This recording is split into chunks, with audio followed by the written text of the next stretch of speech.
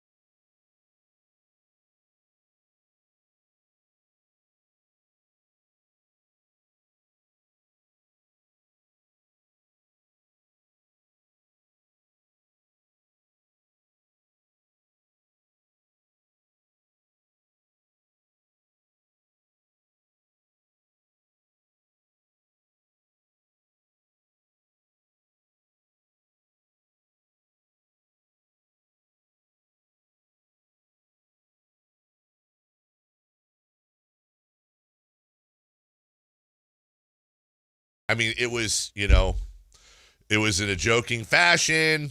It's a brain exercise, but you got me. I got nothing. No, you would immediately start lying. If I could, was hacked. Yeah, Wait, you said it on the air. If I could, I mean, if that was an option, but if it's a hot mic, how do you lie your way out of that one? AI. Good point, Chris. Allen Iverson. Hey, good morning, everybody. Good morning. What the hell? The problem is when I don't wear a hat is that inevitably when I put the headphones on, like, look, there's a hair that's just like, fing. I see it. You do see it? Yeah, but it looks fine. Nope. Too far. Right. Not too far. Right there. It's very frustrating. You're handsome. I have a today. thing. Yeah, I know. I'm not comfortable. We all do. Well, 7 out of 20. Mm-hmm. You I have a thing. have a thing after. I have a thing after that's forcing me to look halfway. Is this the lunch that was canceled the other day, or not potentially that you could go to because you had a lunch with? No. Although, I looked at my calendar today. Yeah, you ever do a thing? I don't know how it works on Android, but I assume you get invites and you. How does this thing work? No, I'm saying I know how Apple Calendar works for an iPhone. I'm assuming for Android it's a similar thing. You It's get scratch and sniff. You get a meeting invite and you hit yes and then you go. Mm-hmm. Okay, so I don't even remember. This is kind of scary. I don't even remember. You don't remember it? Oh, it's Canby Brown's birthday today. Happy birthday. I don't even remember accepting this, but I obviously did.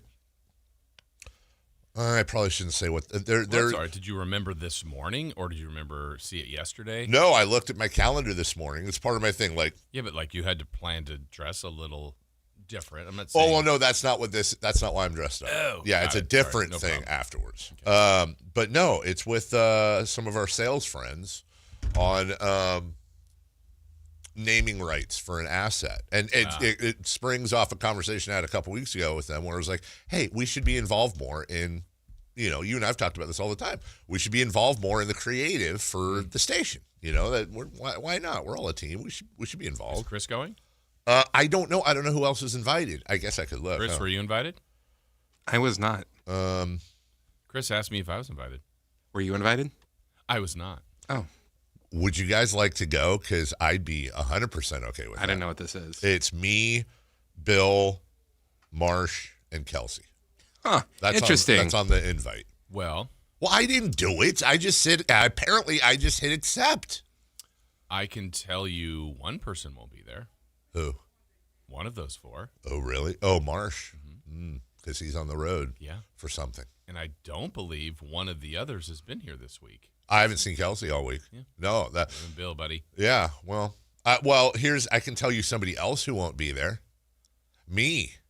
Because the rest of the story is, when I looked this morning, the meeting is from 9 to 9:30. So it's Bill. Yeah. Bill will be in the room on his own. So that's not the YU. Okay, that's fine. I don't need to. No. It's I just wondered. You wouldn't believe me if I told That's you, fine. and it's really stupid. Okay. I mean, I'll tell you, but I don't want to say it on the air because people will make. I don't want to say it. Somebody wants me to run for something. Again? Yeah. Hopefully not a 5K. Ah! Wow. For charity. So, yeah. But are you entertaining the possibility? No, but it's a friend. It's somebody who You felt enough to take it seriously? just enough to have to have the conversation. Okay. It's a bunch of you know. What if, and I'm not going to go no, for that's fine. like, is there any, like right now it sounds like 0% chance you're 0%. interested. What if it's like the most amazing meeting, the most influential conversation, and you leave there going, well. I used to want. Well. Growing up, I really, really, really wanted to get into politics. I did. Dork. You say growing up. This was a thought not that far ago. I was still growing up. Okay. Are you a big boy yet? I thought it would be a really cool way. Oh, yeah, he's a big boy. That'd be a really cool way to make a difference and help people. Is it a conversation with somebody that we've talked to before? One of the people there you've talked to before, yeah.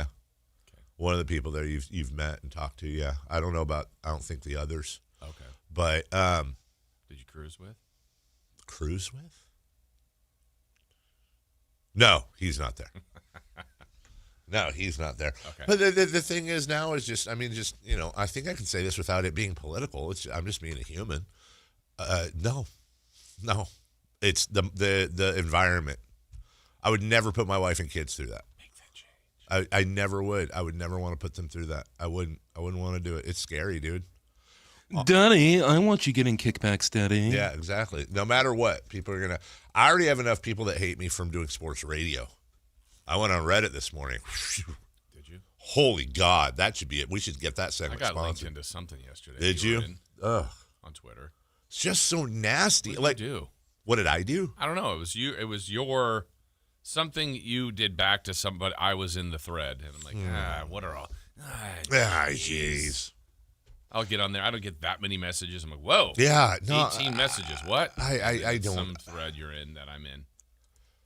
I don't. Actually, I think it was something that we said on the show. Okay, yeah, a lot of times. And then it's like, well, that's not really the whole clip, but whatever, blah, blah, blue. Well, here's a quick example. This is just social media, but I said yesterday, I have no idea which pick a tweet or I whatever. think it's the BYU one. Okay, all right. So I'll go back to that in a second because Where you praised AJ yesterday. I praised him. I said that'd be my number one pick, but as I've said with all the top picks, there's going to be some sort of psychological. And then there was a guy that was like, "That's a bad take, dude. Here's why." And come on, man, clown. And then what was great is one of the things I do like doing though is like, if I respond, I mean, look, if it's like racist or super crazy personal, I'll just block him. But short of that, so I responded to the guy. I was like, look, here's my reasoning, but also I wasn't that serious. And I said the guy would be my number one pick, and we ended up having a good conversation. So in this case, this morning, here's what I said yesterday with the whole Utah Jazz thing, and I was like, hi. The big reason there's so much outrage about Utah as opposed to the other NBA tankers, because everyone's, there's a ton of teams tanking. Why is Utah getting singled out so much for that? And I believe, and this is what I said, it's gambling. Because when you know that people are sitting in advance, you can adjust the lines, you can adjust what's going on. I think what's happening is that what Utah is doing is they're pulling guys in the fourth quarter at random, and you have people that have laid money on Utah, and their bet is looking really good, and then they're watching their money go away because Will Hardy decided to sit his guys, Right. and people are losing bets, and that's a very sensitive issue with the let's With everybody. Exactly. So, and that's where the NBA is going to care more. Screw the integrity of the game about everything else. If people are losing, if we're getting complaints from FanDuel and our partners we're in bed with, that's going to be an issue. And so it was a good conversation. Then some guy I don't know comes. So fans are happy about watching players that they could see in the G League? Nah, it's a collective of issues, but people will be more angry when money is lost, whether it's tickets or gambling. Okay, so far, You're kind of on the same page. right, but even if he's disagree, the whole point is if you disagree, awesome, let's talk about it, because guess what? Maybe I'm right and I can educate you. Also, maybe you're right and you can educate me. Let's have a conversation. So far, again, collection of issues, but people will become more angry when money is lost, whether it's tickets or gambling. STFU, why do some people act like gambling just started, bozo? Whoa! What? Great use of bozo. Bowie, we took a wrong turn at Albuquerque. So. You were more bothered by bozo than STFU. Oh, 100%. So I just said, hey, man, you seem mad. Like, That's what you said? I said, yeah, you seem upset. Like, it's not that, And then, but by the way, then he came back. He's like, no, I'm not upset at all. And sorry for, And then we had a conversation. I like those interactions, like that start out bad and all that. Whereas, like, I'll go on Reddit once a week just to see what's going on. That's oh, wow. I'm never getting Reddit. I'm never getting Reddit back on my side. It's never. I don't think it's doing to you. Just, it's brutal, dude. It is brutal. How's 4chan treating you? I've never been on 4chan. Really? That's surprising. No, I don't even know how it would get. I think it's a chatty, messagey place. A worse version of Reddit. Yeah. Is it? I think so. I've heard, like, in Lion King. Well, you probably don't because you don't watch that stuff. Did Lion you? King? Yeah. Did you watch? Yeah. Oh, okay. Remember when they're on the mountain and Mufasa says, we don't go over there. I feel like that's 4chan to me. Oh, like, okay. I don't want to. You guys are cool. Love you all. Don't want to mess with anybody. Just leave them be. Just leaving you be. Yeah. You do your thing, and yes sir, yes ma'am. What no, I sir, don't no, know, ma'am. I don't know. Yep, exactly. Well, okay, so you've seen Lion King, Jason. Have you ever seen Cars? Yeah. A few thousand times. I don't get the reference. I've seen it a lot. There is a good year where that's all Jason watched. Oh, really? Wow. Well, there's nothing wrong with that. So yeah. So, anyways, honestly, it's since yes, I'll happily take the meeting. It'll be a lunch. I don't like these things, as you know, but it's people that I want to be nice to and say hello. But yeah, it really is that. Like, ultimately, So last show today? last show. No, you know what? I'm going to counter pitch them. What's that? I'm going to counter pitch them because honestly, I'm on the other side. Practice. I don't think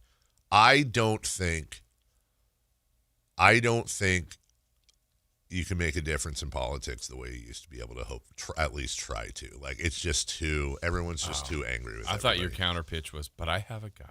No. His name is Chris Verlade. Oh my God, Chris Verlade would be. I'm all for. They that. would hate me. Who would be better for America in Me. office, you or Chris?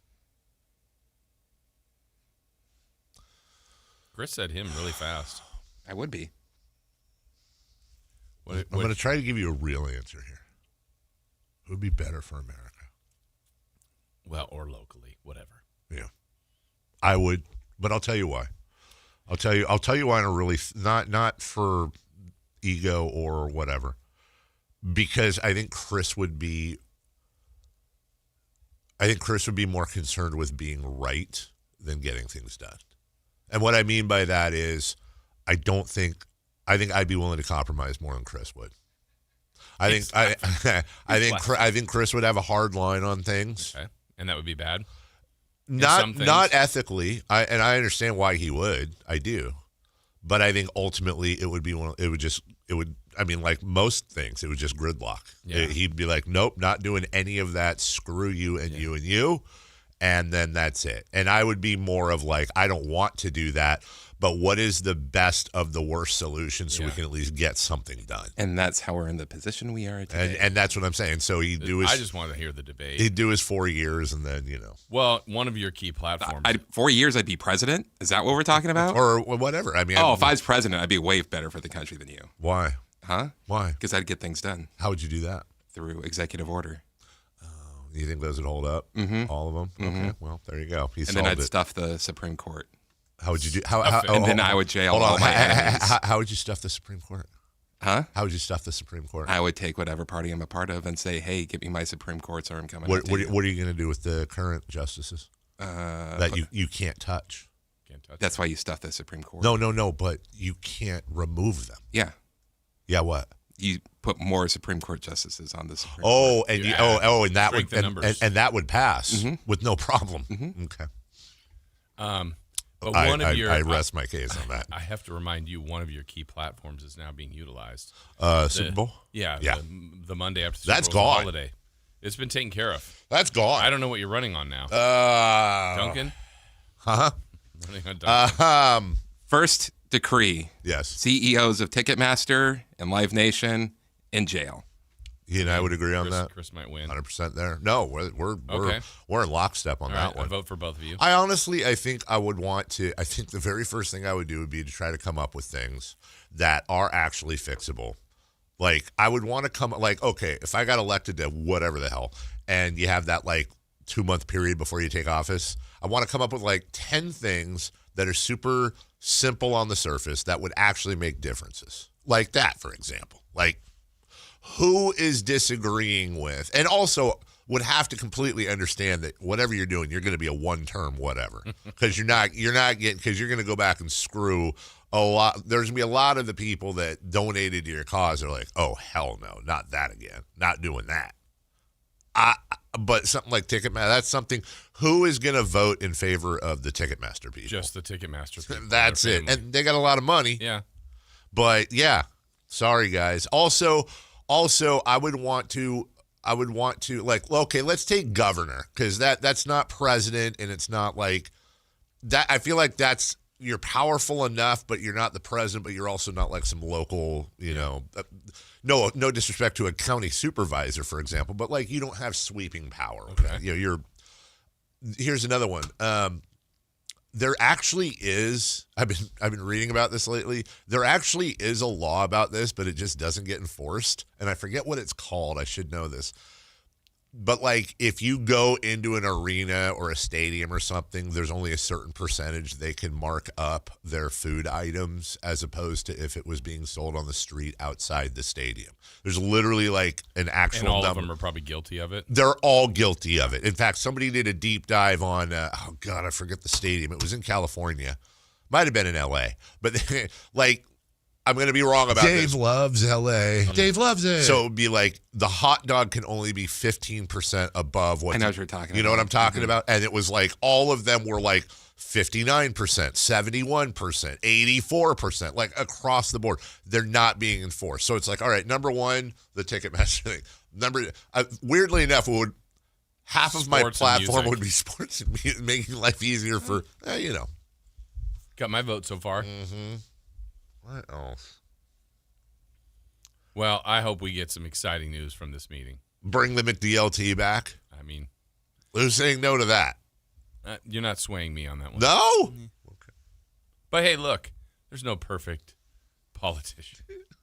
I wouldn't hold that one against you. No. I wouldn't say I'm not voting for him because of that.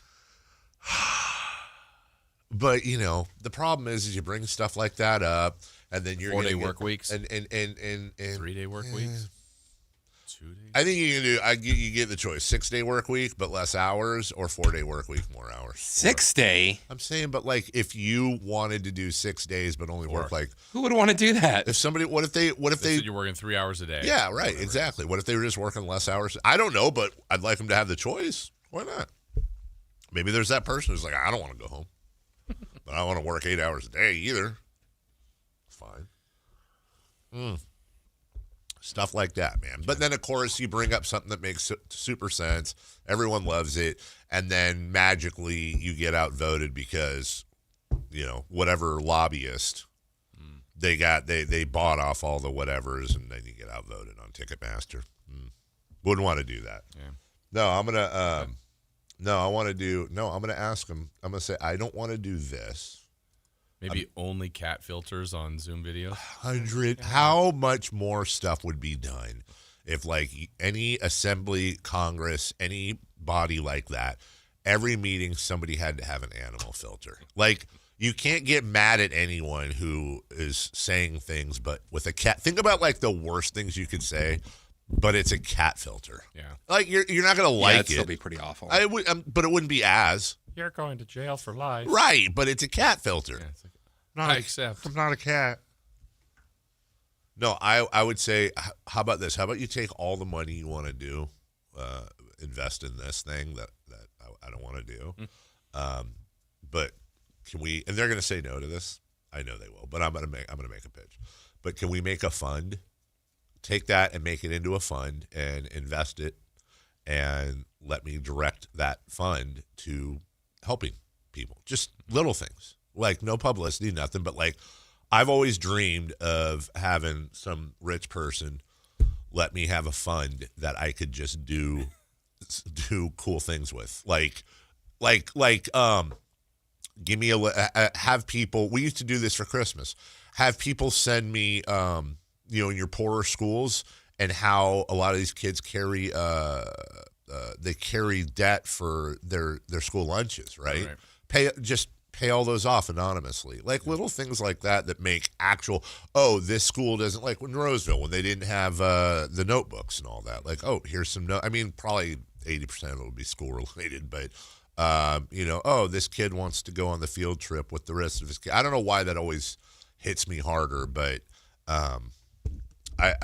little stuff like, this person and their medical bill or whatever. I think it would just be awesome to be like a real life, like undercover Santa. Yeah. And like you get like you set up a little email address and you vet all the requests and what is and isn't doable. Is this person legit? Are they trying to scam you? And then you send a deputy out to they wake up the next day and they go look at their whoa, what's my payment? Oh my God, that debt, it's gone. We paid our medical bills off. Who did this? Nobody knows. Nobody knows. Secret Santa. For me, that actually, it doesn't make a big splashy difference for everybody, but I feel like that makes more of a difference than having a 4-hour roll call vote. I watch this stuff on C-SPAN sometimes. I can't. Everyone's just yelling. Yeah. Everyone's yelling at everybody. We all need to stop yelling. I think you're watching the British.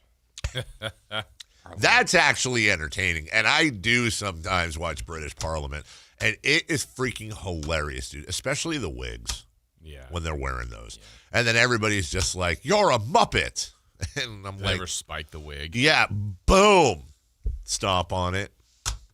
I would also, let's see, from the 209, the Verlad squad would be deployed to Seattle just to slap coffee out of people's hands. Now we're talking. Yes. Honestly, that would be an executive squad order. is growing, which is kind of scary. I know. How did I get my own militia? They're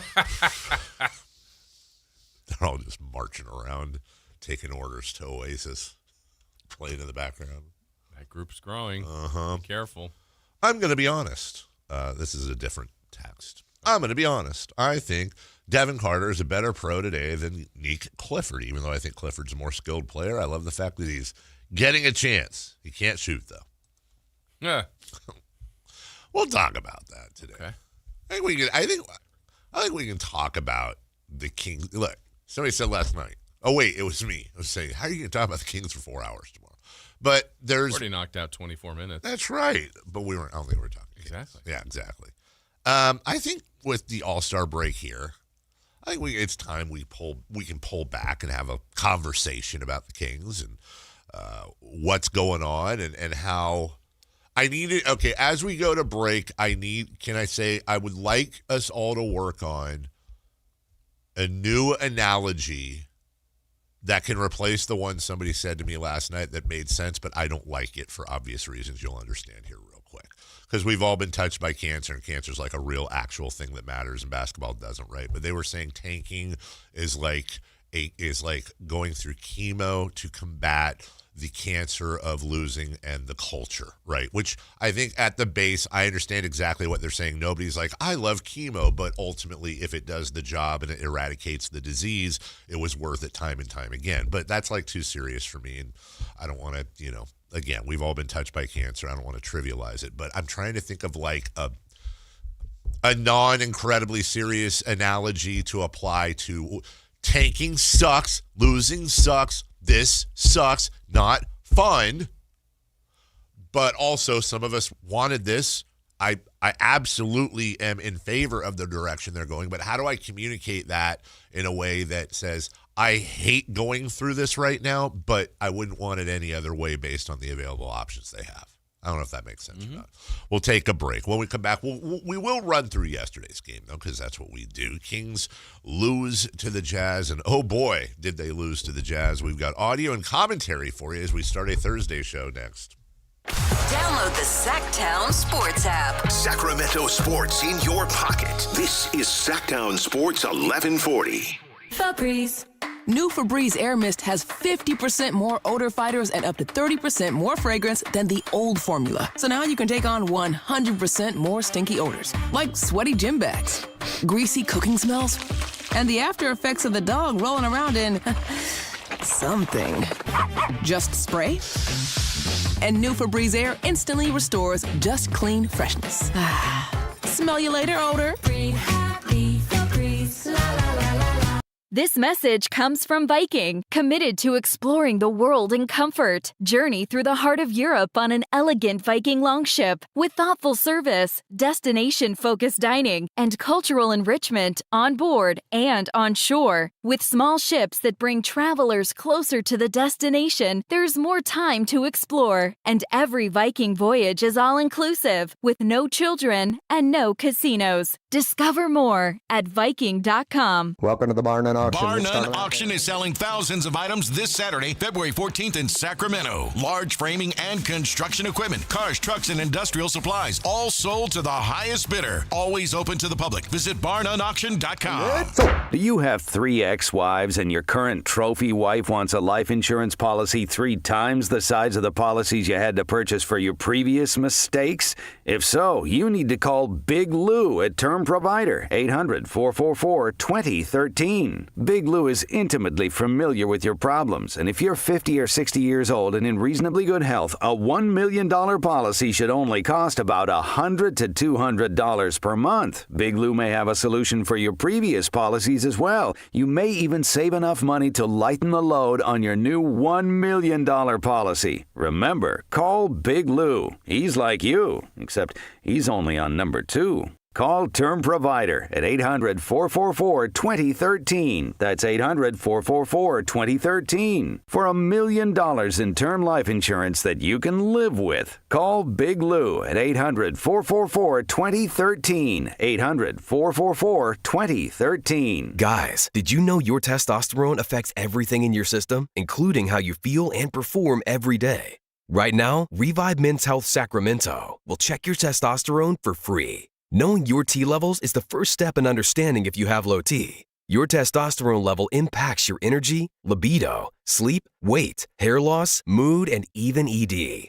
Maintaining an appropriate T level can change your whole life. Most men start to see changes in their hormone levels in their 30s. Experience and results matter. So what are you waiting for? Get your T levels checked today by local, experienced, and trusted men's health experts. They've helped thousands of men since 2011. They're so confident they can help you, they even guarantee it. Call Revive today and schedule your free testosterone test, free exam, and free consultation. Call Revive Men's Health at 916-277-8599. That's 916-277-8599. Or visit ReviveMen'sHealth.com. A's fans, the 2026 season is coming fast, and single game tickets are on sale now. Be there for an exciting season packed with theme days, giveaways, and firework nights, including bobbleheads, jerseys, hats, and much more. And get Getting in is easier than ever. Tickets start at just $8 for select April and May games. From opening day to unforgettable summer nights, there's something for everyone at the ballpark. Get your tickets today at athletics.com/tickets and be part of the excitement this 2026 season.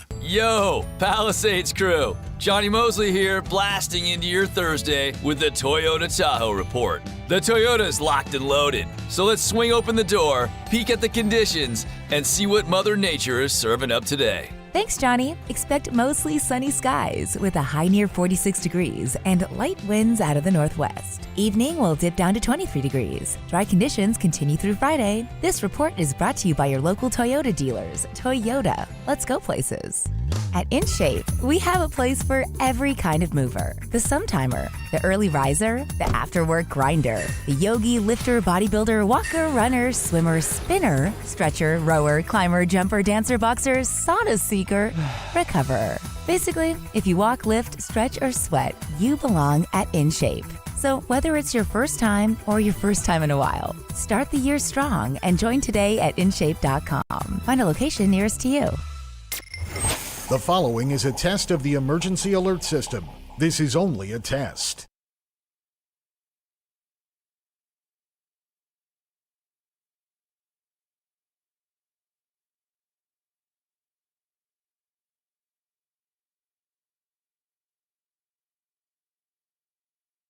Capital Casino, conveniently located on 411th North 16th Street in downtown Sacramento.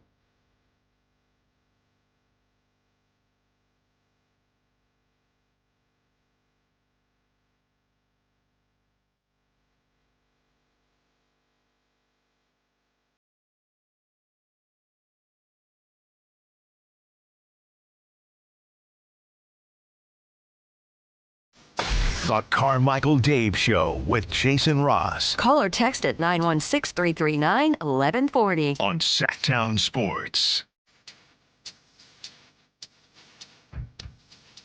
I love looking at clips during the break, see if there's anything interesting for the show.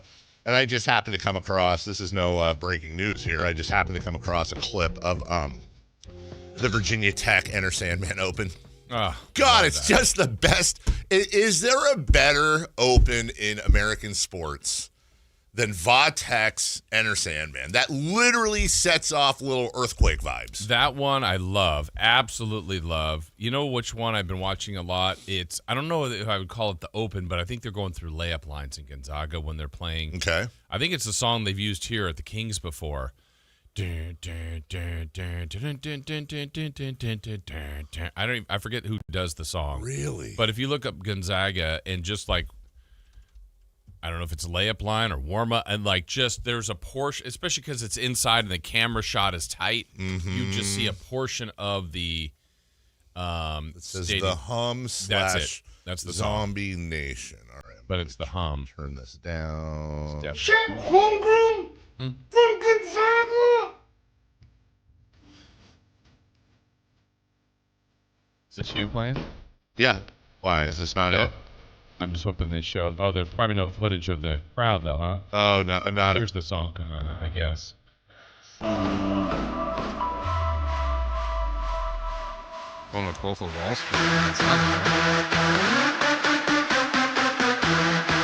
I've never heard this. You've heard this. Have I? I don't recognize it. Oh, I'm sorry. They play it at the games. You're sorry. Oh, that's pretty cool. But no, you have to see it with the layup line. Let me see if I can find something for you. I don't know. I'm assuming it's clean, but I don't know. And they're just jumping up and down. Just going nuts. Because there's no crowd. Well, few crowds, I guess. But inside an arena with maybe 10,000 people, and half of the side is doing that. You're like, how are you not jacked up to play? You have to be. The problem is like, dude, I always want to see those crowds in the third quarter. Yeah. They're like tired out. But equivalent to That's what you're talking. crazy. I mean, football's a lot larger. Yes. And yes, I understand soccer fans that I've seen clips in Brazil. Just like I don't know how the stadium, like literally, I don't know how the stadium doesn't collapse. Yeah, where they're just going absolutely insane. But that's more of like the physical look, and it's like the pump up, the energy level of coming into that. That's pretty dope, dude. I love that stuff. The energy level. I knew it was coming. Sorry. Yeah, American Energy. I thought we had always talked about it that year, the come up year, the Beam team, the first group, and it was like, man, if this team gets there, then they got there in the playoffs, like it's unlike anything. We were telling a lot of those guys, and a lot of those guys said how great that was, the very first home game to be the favorite or the higher seed and have two home games. It was incredible. That was one round. They didn't get through. I mean, imagine if this team was consistently good. I mean, yes. Compared to what's happening right now, and what's happening right now at the games is completely acceptable because they're not good. It's not fun. It's not as fun. It's less people. Dude, the Sacramento Kings game ops people are they're like incredible. Remember the old Maytag repairman commercials? Like it's they are incredible. They have a really difficult job. They're good at it. Hey, this is literally the worst team in the NBA. And I don't know if they have speeches like this or not, but I imagine the remit here is, guys, it doesn't matter if we're the worst team or the best team in the NBA. There's some kid in the crowd right now that's going to their first ever NBA game, and we need to act and show like we're the best thing ever. Yeah, they pull it off. There might be more bells and whistles if they were in the playoffs. Sure. But next Thursday, a week from today, they'll be at home. 14-game losing streak in hand. They're playing the Orlando Magic. That game, honestly, it's either breaking the streak or adding to it. Right. They're not going anywhere from it. Nope. Moke will sound amazing. Yes. Fresh will sound amazing. Yes. Slams, just the whole thing, all the presentation will be great. Yep. I can't tell you what the players will be like. You won't be able, you just, if you were here from Mars, you wouldn't be able to tell the difference if they were the worst team in the NBA or if it was the Beam team 3 years ago. You just wouldn't. And they do such a freaking amazing. It's difficult. Exactly. So shouts to them. Yeah. And I have said this forever, and I would love, there's two things I'd love to see before I leave this earth. Number one would be, as always, a fan union. Okay. And second, I am absolutely convinced. I am 1,000% convinced that the Sacramento Kings fan base, you know, they say you only use like 20% of your brain power. We haven't unlocked it. I feel like the Sacramento Kings fan base has only been like maybe 50% unlocked. There's so much more meat on that bone with these fans. Yeah. It just has to be done right.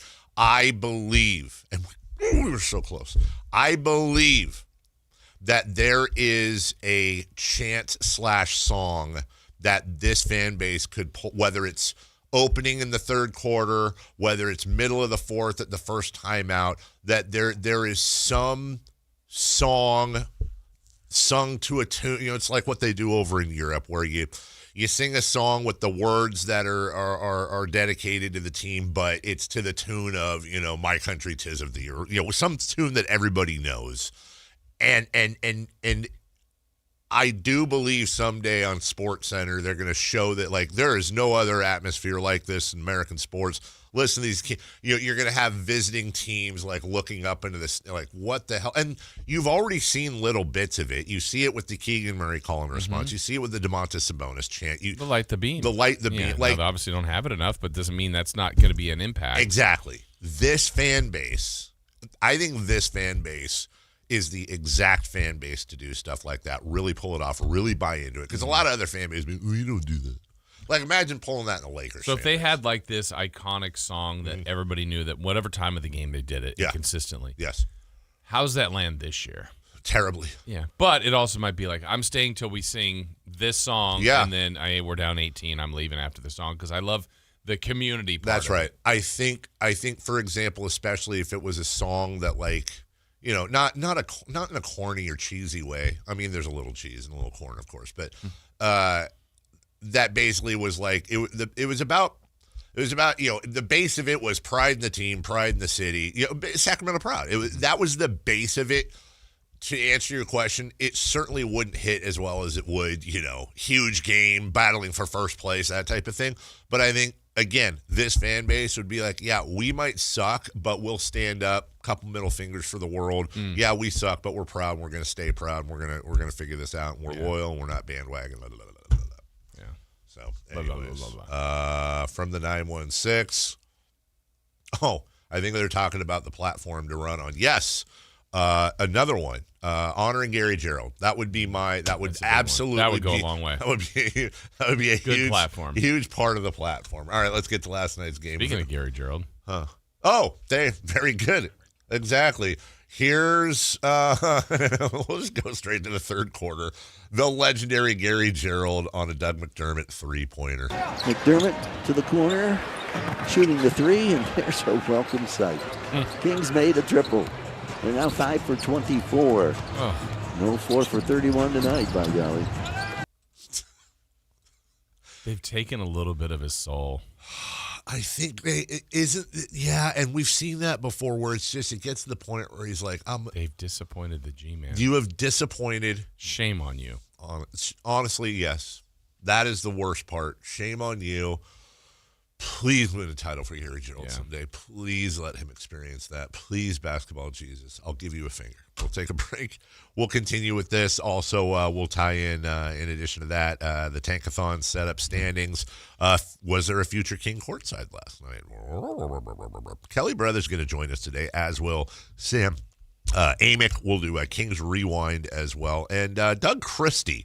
I think we have it. I want to hear the Open. I watched the Open to his press availability yesterday. I thought it was, I enjoyed it. I thought it was very human of Doug to talk about that. And I think we should share it with those who haven't heard. We'll go over that game and what's next for the Sacramento Kings other than Cabo, and we'll do that next. On the move? Got somewhere to be? Take Sacramento Kings basketball with you. The Sactown Sports app will let you stay connected to your passion. Never miss a moment of Sacramento Kings basketball with the Sactown Sports app. What's cracking? We're talking to Chad Hoblet of Hoblet Dodge Chrysler Jeep Ram and Woodland. Chad, tell us what's happening for Ram Truck Month. Well, there's no better time to get a Ram than Ram Truck Month. Right now, save up to $15,000 off MSRP on new 2026 Ram 1500 Crew Cabs. Or save big when you take advantage of the $7,000 Hoblet discount and get 0% financing for 60 months. You'll save thousands in finance charges on top of the huge Hoblet discount. Yeah, I can't even believe 0% financing is an option at the moment. It's not an easy thing to find nowadays, but we're always looking to help you save money. Plus, with over 400 new Rams available, you can save big on your perfect Ram. At Hoblet, we focus on you and helping you get the Ram you need. Search, select, and save through their whole inventory at HobletDodge.com. Unbeatable prices, unbeatable selection. Nobody beats Hoblet, period. 15,000 total net savings on select new 2026 Ram 1500 Laramie after 8,000 factory rebates and 7,000 dealer discounts. Rebates may include 2,000 select inventory bonus cash on select inventory, 1,000 SFS bonus cash, must finance through Stellantis, 500 on the job upfit, must show eligible upfit. Private net savings, see dealer for details. Get in the zone, AutoZone. Jeff's day is off to a slow start. So he heads to AutoZone, America's #1 battery destination, where Sammy, a local AutoZoner, tests his battery for free. Looks like he just needs a charge. And Sammy does that for free too. In no time at all, Jeff is back on the road, ready to finish the day strong. Free battery testing and charging at every store. No hassles, just help. Get in the zone, AutoZone. Restrictions apply. Hi, Flo here to say that Progressive knows that life can change quickly, so it's good to have flexible coverage. Oh, like when I have to take my ex off my policy. Oh, sorry. But yes, we can do that. And can you send them a message and tell them that they have trust issues that they need to work on? We don't really get in the middle of these conflicts. Also, can you let them know that I was faking interest in his band and it's probably time to grow up? I'm not going to do it. Just know that with Progressive, you can easily make changes to your auto insurance because we know life changes. Also, I'm staying in touch with his mom because she's absolutely lovely. Bad idea. Progressive Casualty Insurance Company and Affiliates. Welcome to the Bar None Auction. Bar None Auction is selling thousands of items this Saturday, February 14th in Sacramento. Large framing and construction equipment, cars, trucks, and industrial supplies, all sold to the highest bidder. Always open to the public. Visit barnoneauction.com. When a person is seriously injured, there's no substitute for the personal legal relationship offered by the local NorCal firm of Ashton & Price. From the first attorney meeting, every important decision is made with a direct consultation with, and I can't believe I have to say this, a real, live, experienced, flesh and blood local attorney. It's called Home Court Advantage for a reason. Ashton & Price, serious local attorneys for serious people with serious injuries with no fee until we win. For the best local advice, don't think twice. Call Ashton and Price. At Power Business Technology, we're not another big box corporation. We're your neighbors, locally owned and operated. We know what businesses like yours need, from reliable printers to high-performance copiers. We'll help you find the right solution with personal service you just can't get online. Need setup or support? We're just down the road and always happy to help. Power Business Technology, family hometown service with big-time solutions. Contact us today for all your business printing needs at 844-POWER-BZ. That's 844-769-3729, or visit us at powercopiers.com. Valentine's Day is coming, and here at Madison Avenue Florist, we have all the favorites. Over 60 variety of roses alone. We've been on the corner of College Oak and Madison for 40 years. Voted Best of Sacramento. Come on in, we'll show you why. Order now and mention this ad and get 10% off any order over $80. Order early for the best selection and delivery options. Madison Avenue Florist, for when the moments matter. MadisonAvenueFlorist.net. At Stockton Honda, we know how to honor a great deal. Like right now during our President's Day sales event. Whether you're shopping new or pre-owned, you can find star-spangled savings on some of our best models. Why not stop in today and see for yourself? Come celebrate at Stockton Honda and get huge savings on our giant selection. Plus top dollar for your trade. Anytime, anywhere, it's all here. StocktonHonda.com. Running a business takes grit, vision, and a partner who believes in your success as much as you do. At Valley Strong Credit Union, business banking is built around you. The entrepreneurs, the growers, the dreamers powering our community. Whether you need flexible checking, faster payments, or financing to take your next big step, Valley Strong brings local expertise and real relationships to every stage of your business. Because when local businesses thrive, the whole valley grows stronger. Valley Strong Credit Union. Grow your business, grow your future. ValleyStrong.com/business.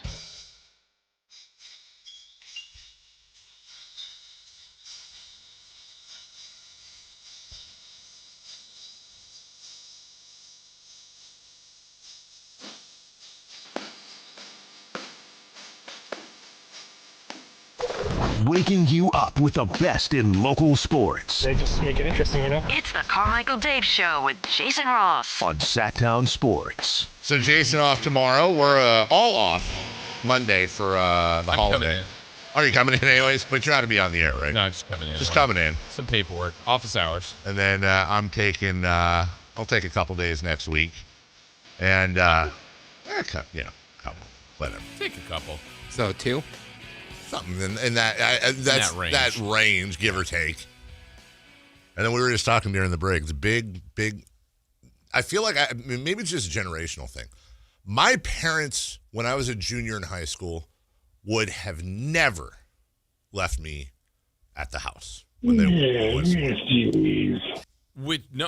okay. Explain the generational thing, because I think at that time, parents mainly would have left kids by themselves. But isn't that pretty? Yeah, my parents left me alone. But I was alone. Really? Yeah. God, isn't that pretty much every movie you see that is a coming of age movie? The junior or senior kid in high school, especially the boy, leave him at home alone. Next thing you know, it's massive party. Everyone's coming over. Well, luckily for me, none of my friends lived even close to me. Well, that's actually true with Mason too, because he goes to school a half hour away. But he will be. I mean, my parents, I'm sure, will steal him. What? Dork? For what? The school? Dork for living a half hour away from school? I feel like that was might be the school. That was an inappropriate dork, which also is the original name of this morning show. I know my parents will probably steal him at some point here and there, but as a matter of fact, tomorrow because we leave Saturday, we're grocery shopping together and he knows how to make the following: mac and cheese. Perfect. Grilled cheese. Yep. Peanut butter and jelly. Peanut butter and jelly. He's good. That's about it. He's good. Yeah. What else do you need? He will survive entirely on either cereal or an Uncrustable for breakfast. Yeah. With like a banana. And mac and but we're gonna go at least get you some things you can microwave and have. Last night He's gonna make what he knows. He is. I misspoke. Last night, I was in the kitchen making, we got to get to stuff, but I care so much more about this, unfortunately. You ever have a gyro? or not a fan. It's pronounced gyro. Not a fan. They're all right. There's a recipe that went viral on, because it's very hard to make that, usually they're cones that rotate and all that. There's this recipe where you basically, it's basically a meatloaf kind of thing where you put all the onion and spices and everything into a pound of beef and a pound of lamb, and ground lamb, ground beef, and you mix it all together. This recipe, you take a piece of parchment paper and you put it on the parchment paper, and then you put another piece of parchment paper on top, and you take a rolling pin and you roll it to the edges so it's super flat, and then you roll it up like a cigar, and you put it on a cookie sheet, and then you put it in the oven for a half hour, you drain it, and then you take all the meat out, you broil to kind of crisp the tops. Dude, I could not tell the difference between that and Euro meat off of a cone, and those cones were like $80. Okay. So I'm doing that last night. He had to go because I had to take him to basketball. So I turn around in the kitchen, and I see him go over to the microwave and pull out a plate, and he had like 12 Dino chicken nuggets. Attaboy. And that's his thing. Yeah. Dino chicken nuggets, Uncrustables, grilled cheese, quesadillas. Okay, a lot of cheese. Well, I told you It's a party at my parents' house. Yeah. I was that same age. I was a junior in high school. And I mean, maybe the lore has grown, but I know it was at least a 4-week European vacation. Might have been 5 is what I remember that my mom and stepdad were gone. Okay. 5 weeks. 4 to 5, let's just say 4. That's insane. I mean, good for you. Yeah.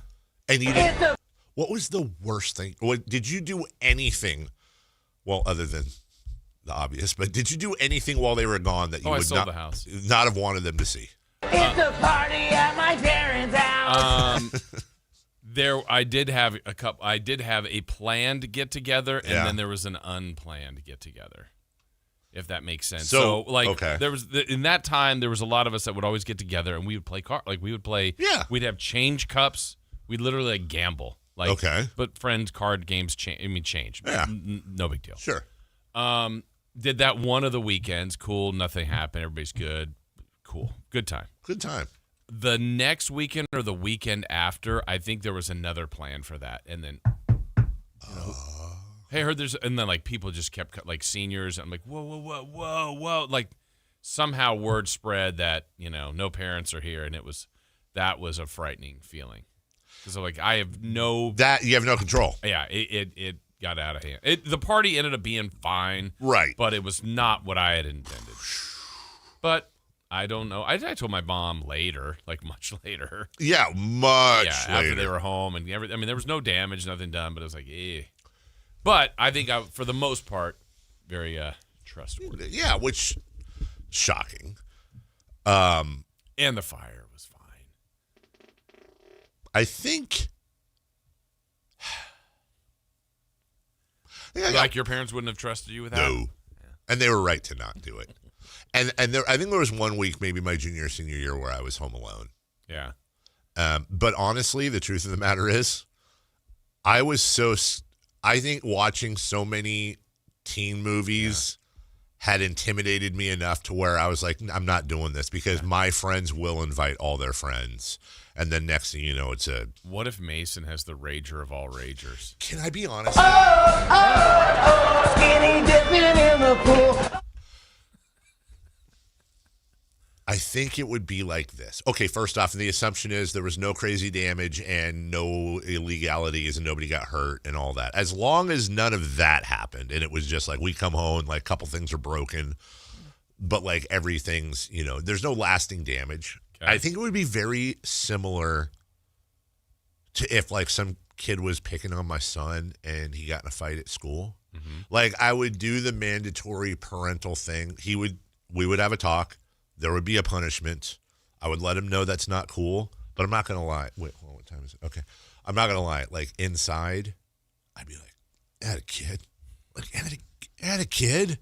There you go. He's like, I invited that kid over and I really broke his ankles. Got a little revenge. All our friends are making out. It's a party at my parents' house. Okay, now I'm getting a little nervous. 1950s ad, Chris, this will interest you. This is for tacos. Ashley's canned tortillas and taco sauce make the world's best Mexican sandwiches. Canned tortillas? That's what stopped me too. Has anyone in their life experienced a canned tortilla? In your life? I've never even heard of it. No. And the cans look really, are they little mini? The can's right there. It looks like a tuna fish can. Yeah.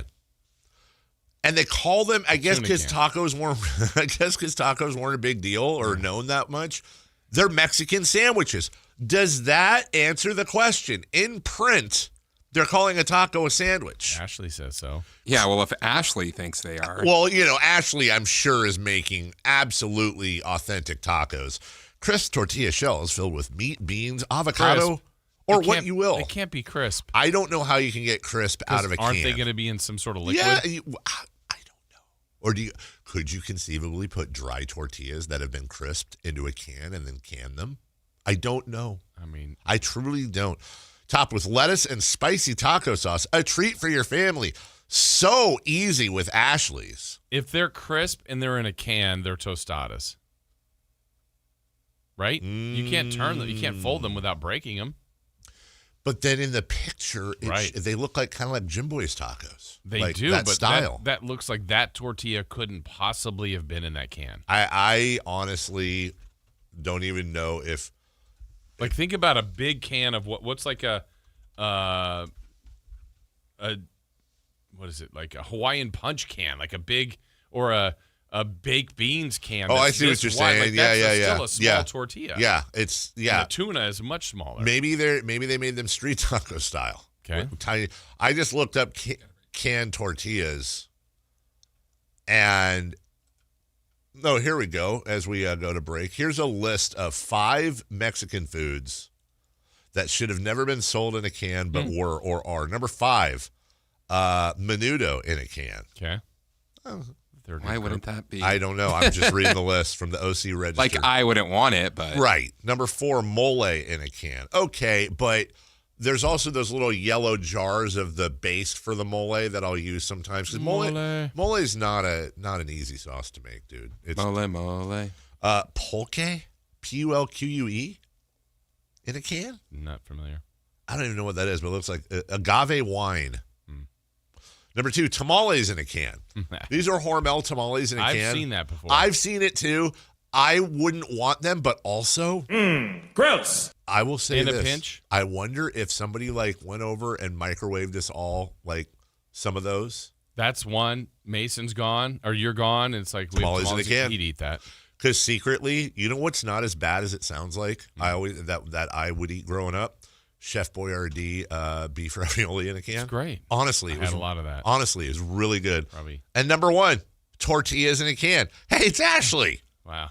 Tortillas in a can, but they don't show the can. Not a good review for Ashley's. We'll take a break. Top of the hour. I'm glad we covered a lot of stuff there. When we come back, we'll only 3 hours on the Kings. We'll get on task. We are trying to vamp away from the Kings today. 3 for Madness. A lot of questions in here, including a unexpected. This was not on my radar. An unexpected loss in the world of Hollywood and sports yesterday.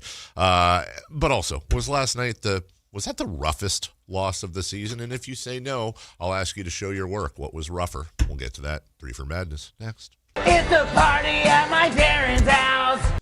Visit SactownSports.com and join the Sactown Sports 1140 newsletter. Hey, let me tell you about Gonzalez Law. Maybe if you have that party at your parents' house. Tell me! You might need some help, some advice. Someone with years of experience, and that is Jonathan Gonzalez, a lawyer right here in Sacramento, in downtown Sacramento. He's helped many people, and he can help you as well. Again, the number is 916-304-9187, saclegaldefense.com, to reach out and find out more about the things that he can provide. If you got questions, he is there to help. No case is too big. No case is too small. They can offer free and confidential case evaluations as well. And as a dedicated trial lawyer with an undefeated, never lost record, as results in 2016, 2017, 2018, 2019. Very, very good at his craft and will help you as well. Now, if you're looking for someone that can help you with a criminal defense situation, an auto accident situation, wrongful termination, sexual harassment, Maybe there's something that you did in the past that's still on your record that you'd like removed. He could take care of that as well with an expungement. There are lots of different things he can help you with, and that area is something he has specialized in for many, many years. So with all the years of experience, it's Gonzalez Law, someone that's local that's here that can help. Again, SacLegalDefense.com, 916-304-9187. This is the story of the one. As a safety manager at a manufacturing plant, he does everything he can to keep his coworkers safe. From finding ways to reduce risks to keeping safety supplies in stock. And for that, he relies on Grainger. Grainger offers a broad range of quality products and next-day delivery, so he can always play it safe. Call 1-800-GRAINGER, click Grainger.com, or just stop by. Grainger, for the ones who get it done. With the new IHOP value menu, $6 is all it takes to go to your happy place, where stacks of pancakes with bacon and eggs are just $6 every day. French toast, sausage, and eggs are, you guessed it, $6. And fluffy omelets come with a side of pancakes and only cost $6. Go to your happy plates every day at IHOP. $7 in some locations. Available every day for a limited time at participating restaurants in the U.S. Hours may vary. No substitutions. Not valid with other discounts or promotions. Prices may vary. At the UPS Store, we know being a small business owner means holiday time is still go time. Still get those orders shipped time. And still re-up on stamps and supplies time. That's why this upcoming holiday, while others close up shop, we'll be open. And happy to help you keep being unstoppable. Come into your local store today. Most locations are independently owned. Product services, pricing, and hours of operation may vary. See Center for details. The UPS Store. Be unstoppable. Welcome to the Bar None Auction. Bar None Auction is selling thousands of items this Saturday, February 14th in Sacramento. Large framing and construction equipment, cars, trucks, and industrial supplies, all sold to the highest bidder. Always open to the public. Visit barnoneauction.com. Okay, guys, who is done with their Valentine's Day shopping? What are you waiting for? Stop putting off your Valentine's Day shopping and go to Prestigio Jewelers today. She's right. Prestigio Jewelers has everything you need for Valentine's this year. And you're approved guaranteed. No credit, bad credit, even bankruptcy? 6 months proof of income guarantees you a credit line of $400 to $10,000. Time is running out. Make this a Valentine's Day she'll never forget. Visit one of our showrooms today or online at prestigiojewelers.com. This President's Day, Pure Talk is honoring Jackson and Lincoln by offering unlimited talk, text, and plenty of data for just $25 a month. Meanwhile, Big Wireless is honoring Benjamin Franklin by charging families hundreds of dollars for the same 5G service. What's up with that? Ben Franklin wasn't even a president. When you switch to Pure Talk, you'll be in business with an American wireless company that supports our vets in a big way and keeps all their customer service in this country. That's important. And you'll be on the same towers the big carriers use, so you'll get the same 5G service without the inflated price. So hang on to your Benjamins and switch to Pure Talk for a Jackson and a Lincoln. No contract, no hidden fees. Dial pound 250, say Mike Rowe, and you'll get 50% off your first month when you switch. That's pound 250, Mike Rowe, for an American wireless company that is truly unprecedented. Pure Talk. Guys, did you know your testosterone level impacts your energy, libido, sleep, weight, hair loss, mood, and even ED? And right now, Revive Men's Health Sacramento will check your testosterone for free. They've helped thousands of men since 2011 feel and perform better. They're so confident they can help you, they even guarantee it. Schedule your free testosterone test, exam, and consultation today. Call 916-277-8599. That's 916-277-8599. Or visit ReviveMen'sHealth.com. Coach Christie here for Folsom Lake Ford, letting you know the President's Day Sell-a-thon is on. And with your approved credit, get 0% financing plus 0 down on select new Fords. Hurry to Folsom Lake Ford today. FolsomLakeFord.com. Interest accrues from date of purchase. KHD HD1 Sacramento, KYMX HD3 Sacramento. From the Power Business Technology Toshiba Studios. This is Sac-Town Sports 1140. 3 questions, 3 answers. It's 3 for Madness on the Carmichael Dave Show with Jason Ross. Here's question 1. All right, let's get to 3 for Madness. I want you to judge whether or not this is a compliment from the text line, 916-339-1140. I'm watching the YouTube stream, and I want to give Dave a compliment. You look like you've been taking better care of yourself with the weight loss, health-conscious care, etc. So instead of having a face for radio, you could now qualify for weekend regular guest on a public access channel primetime program. Keep up the good work. 100% a compliment. Yeah, it's a compliment. Yeah. Moved up from face for radio to public access weekend primetime. Yeah, that sounded a little extra. But it's TV. Little backhand. Yeah. They say you need to and should be on camera. Not in primetime, but I would say that's an upgrade, wouldn't you?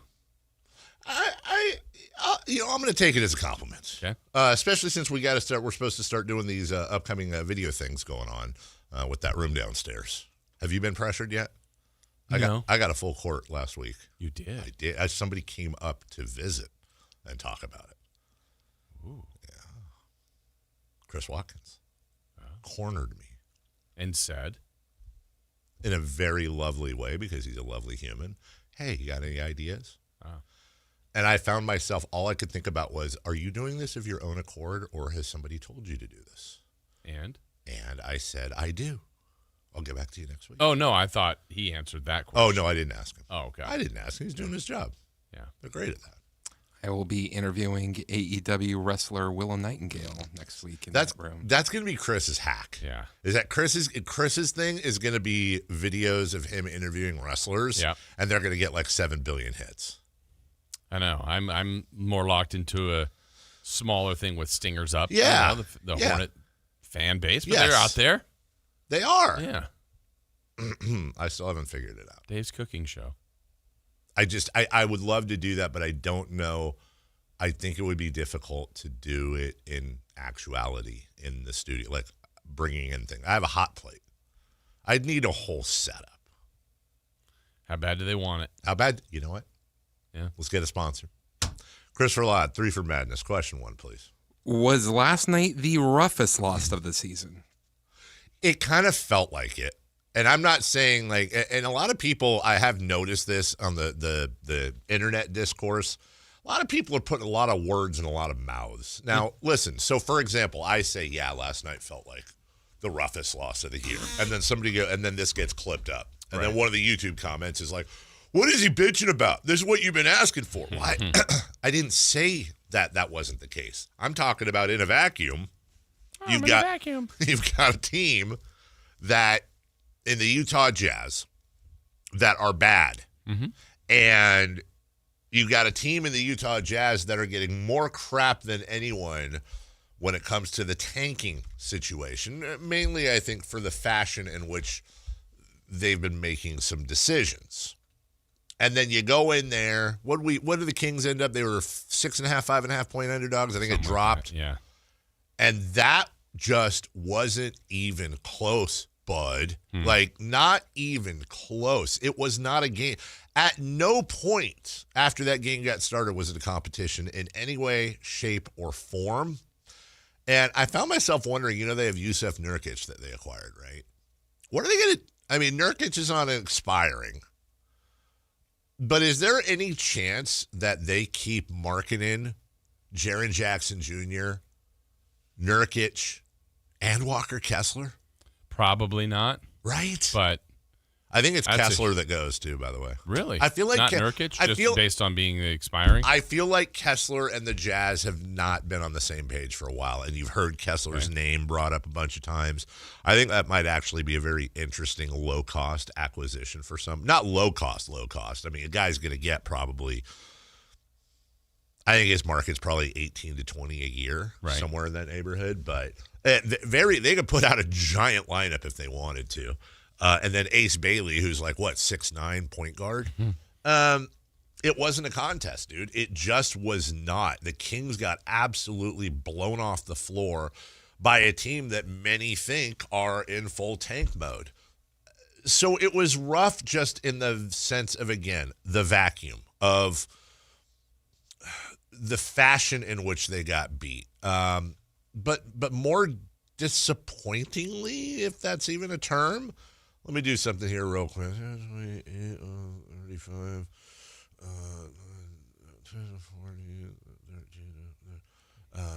the Kings' young core, I think I've got this right. The Kings' young core, I think, was 13 and 52 last night. Ooh, 13 and 52? Daquan Plowden was 3 of 12. I know Neek was 1 of 15. Right. 0 of 5 from beyond the arc. Devin Carter was 4 of 13. I mean, even Maxime Reynaud was 3 of 7. I mean, that's not terrible. But again, Kings shooting splits of 34, 21, and 83. It's just in a vacuum, again, it's really bad, borderline unwatchable basketball. In the macro, you need the youth to get the minutes. These are the what I hope are the body blows, like in boxing. They don't show up on the stat page that much, but these guys getting out there and understanding what it's like to be an NBA player and playing to better competition, and iron sharpens iron. Somebody asked me yesterday online, they said, you talk about your young core. Would any of these young core guys break into the Utah Jazz rotation right now? And it's a valid question, and I think maybe one or two. But no, I don't know. Look, we romanticize all our players, and I think just about every fan base does that. We tend to overvalue them. We tend to love them and want them to do well based on what, like, again, when you hear Dylan Cardwell is basically a young Dennis Rodman. I mean, okay. But the odds are, if the Kings get 1 to 2 rotational players out of this group of youngs, it will be a success. A lot of these guys are going to barely, if at all, make it in the league. That's just the way it generally goes. And there's nobody in this young core where I go, oh my God, there's no potential all-star. There's no, this guy could really. But are these guys that could fit in around our hopefully future superstar? Yeah, I think so. And I think it's important to get them experience. Yeah, I feel like I always say this: you can't put yourself in the emotional state you felt after a loss. Like, we might all go, "Oh, that loss was bad," but you can't kind of return yourself completely to how you felt exactly after the game. It's like time helps, days help. Different things happen in between. So everything that happens in front of you is more recent. It's like, oh man, last night was about as tough of a watch as you can get. Yes, I thought the game before was very similar in New Orleans. Now the difference might be. We believe that Utah has really zero interest in winning. They did play their guys, some of their better guys, enough, and then sat other guys. I want to go back to the game. I think it was in November, Dave, and it was the 8th consecutive loss, and it was to Memphis, and I think they lost by 41. And the argument here would be, is it worse to lose with your better players by 41? Or, like, last night, I understand. Like, yeah. I don't – it wasn't shocking because of who they played. Now, 2 games ago, those young guys played great at home against the Cavs. Great. Almost won. That was a great game. And it felt like the veterans and DeRozan and Westbrook kind of ruined it at the end. Yes. Whereas, man, look at what these young guys can do. Well, also, look at what these young guys can do. There's going to be some games like this. So, I still feel like the worst loss or worst feeling was maybe a little bit earlier in November. I don't think we had huge expectations, but we didn't see a 12-win team coming and like the last team and a long losing streak like that. They lost by 41 in Memphis. Mm-hmm. That game was awful. Yeah. So, I mean, the right. problem is there's probably 5 to 6 of them. Yeah. If not more. Yeah. But, yeah, it's way up on the list. I mean, it was a helpless feeling. I think actually you're right in the sense that the point you make is I'd rather lose like this with all the young guys than lose by 10 or 15 points less, but with all the veterans. Yeah, but in this case, this was 41 with the veterans. And you're like, well, you're getting nothing out of that. I mean, I don't know, someone smarter than me would go, well, there's still value in Neek going 1 for 15. Yeah. I don't know what it is. I mean, there is, I guess. He's lived it. Carter having that. Let's see him bounce back. And then I also go, in the end, though, like, is this one of those things where we're giving all these reps to the young guys, but this time next year, how many of those guys are really playing? I don't know the answer to that. But the veterans probably aren't. I would like to see all of them at Summer League, too. Yeah. I'm very curious to see what they're going to do with Summer League. Anybody gets the time off. I wouldn't mind throwing all these young guys in the Summer League. Yeah. All of them. Just win the Summer League. Go win the Summer League. Go get some confidence. Rookie. And, you got your rookie there. Just blow everybody out of the water. And then have a little bit of momentum coming into next year to learn the ropes again. Yep. Number 2, 3 from Beck. Question 2. This was the epitome of a pure rebuild season. Horrible record, youth getting big minutes. Is it tougher than you thought? Yeah. I'm just being honest. It is. I this isn't me going back on wanting this. This isn't me changing my mind. This is me. It's just when you actually go through, and I know there was a lot of chatter and an understandable lot of chatter, especially preseason and as we rolled into the season, talking about have the Kings ever rebuilt before. And I think it's a good conversation, but I don't think this has ever happened before. I mean, this is a full on, I know they don't want to say tank, but let me put it this way.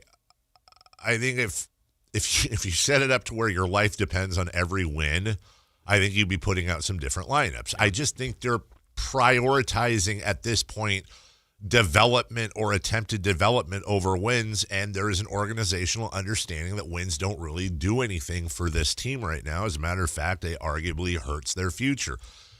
You only have a 14-15% chance at the number one pick, regardless of whether you're last, second to last, or third to last. But if you are dead last, you at minimum have a top 5 pick. That's important. That's the best that this Kings team can hope for. But it does in the micro. Yeah, it sucks. It's embarrassing. It's tough to watch. And you and I have to cover this. You and I get to cover this team on a daily basis. But you know what? We get paid to do it. Right. And I would still watch. But it's I do always feel, again, for the non-crazy, hardcore, rabid fans, just the season ticket holders that just want to go and have a good time and see Kings win, and they're not worried about tanking and draft picks and all that. We talk about this all the time. That's a tough ask, man. Yep. And the kids and the whole thing, that stinks. So, yeah, we talked earlier about finding a better analogy for this, but whatever you may call it, I think most people believe at this point that this is a necessary and unfortunate evil. Oh, somebody brought this up yesterday. They said, if the Kings are like Shawshank Redemption, they haven't even gotten the poster of Rita Hayworth that covers up the wall that they dig the hole to escape in. I said, I think they have the poster, but I think the Kings have just started to use their rock hammer to start digging their escape tunnel. They still have to dig through the whole wall. They still have to escape. They still have to crawl through the 500 yards of crap-smelling filth to get to the other side. They still have to go to all the banks and cash out all their money, and then they still have to go to Sewatenejo. They have not done. They've just begun the process, and between now and Sewatenejo, if you haven't watched the movie, sorry, there's a lot of really tough work to be done, and you're gonna get beat up by the sisters here and there, and there's gonna be some issues. That's my analogy. Yeah. Okay. Thank you. You're welcome. Yeah, this has been difficult. I don't think there's any other way around it. I think about a couple different parts of this though. Like 14-game losing streak is awful. It's historic as far as the franchise goes. As far as the league goes, it's halfway there. Yeah. Like they could get 14's a lot. I started looking longest. I'm like it's 14's not even registering. Yeah. It's like 18, 20, 22, 23, all the way. There's a long way to go. Now they still could get there, which I don't want to see happen, but is possible. I guess I still have questions. I like's not the right word. I agree with what they're doing. Sure. To a point. I have a question because I see it. I see the roadmap, but I don't think it's complete. And not meaning that they've done the rebuild and here they're starting to climb up. It's they still have remnants. Like I understand what they're doing right now. The end of this year makes sense to me. Mm-hmm. But, Dave, there's a chance that next training camp we're here and they're beginning the camp and there's Sabonis. Yeah. There's Levine. Yeah. There's Monk. Yep. There's DeRozan. Yeah. Then what? Like, other teams that have done it have kind of already – it's like we've already moved on from those guys. I know they wanted to or attempt to, but they haven't. So they're playing it as they have with the rosters that aren't on the floor. Mm-hmm. Those guys are still here. Yes. So they may not be beginning next year, and I think there's still intent to move on from them. Yes. But they haven't done it yet. And so I'm not faulting for them. You got to do it the right way. But there's still some steps in this. And that's the part that, in the end, if they're last and they get a high lottery pick, we see the reward for that, if there's such a thing. But the process isn't done. No. That's far from done. Actually, it's just far from starting. done, yeah. And those are the reality conversations that are tough to have. It's tough to come on the radio and say, hey, guys, it's an almost certainty that this team is going to be just about as bad next year. We haven't even gotten to the draft, right. the summer league, the preseason, the training camp, though. We still have 20, almost 30 games left this year. Yeah. And it's already like the reality of like, God, I don't even have any hope for next year. I obviously hope the Kings get the number one pick in the draft for a lot of reasons. Yeah. One of the main reasons is at least that will hopefully give us something next year to latch on to. Oh, yeah. I was thinking about this last night. So the way it's going, they're going to finish last. Yes. Would there be any part of Kings fans in general, and this is a generalization, so I know it's not a full, complete answer, if the lottery happens and they get number 2? Will some people feel like that? I mean, 2 is a great pick, or 3. Now, 5 would feel like they lost something, right? You had the worst record. You're 5th. That's bad. Like, that's the worst spot you could be. 4th. But if they were 2, the second pick, which is a really good choice to be in. Yeah. Well, there'll be a part of you, a part of me, a part of Kings fans that go, we won 14 games, and we got the second pick. Second is still great in this draft. But don't you do they have to get one for the ultimate approval of what happened this year? For some. It's such a layered.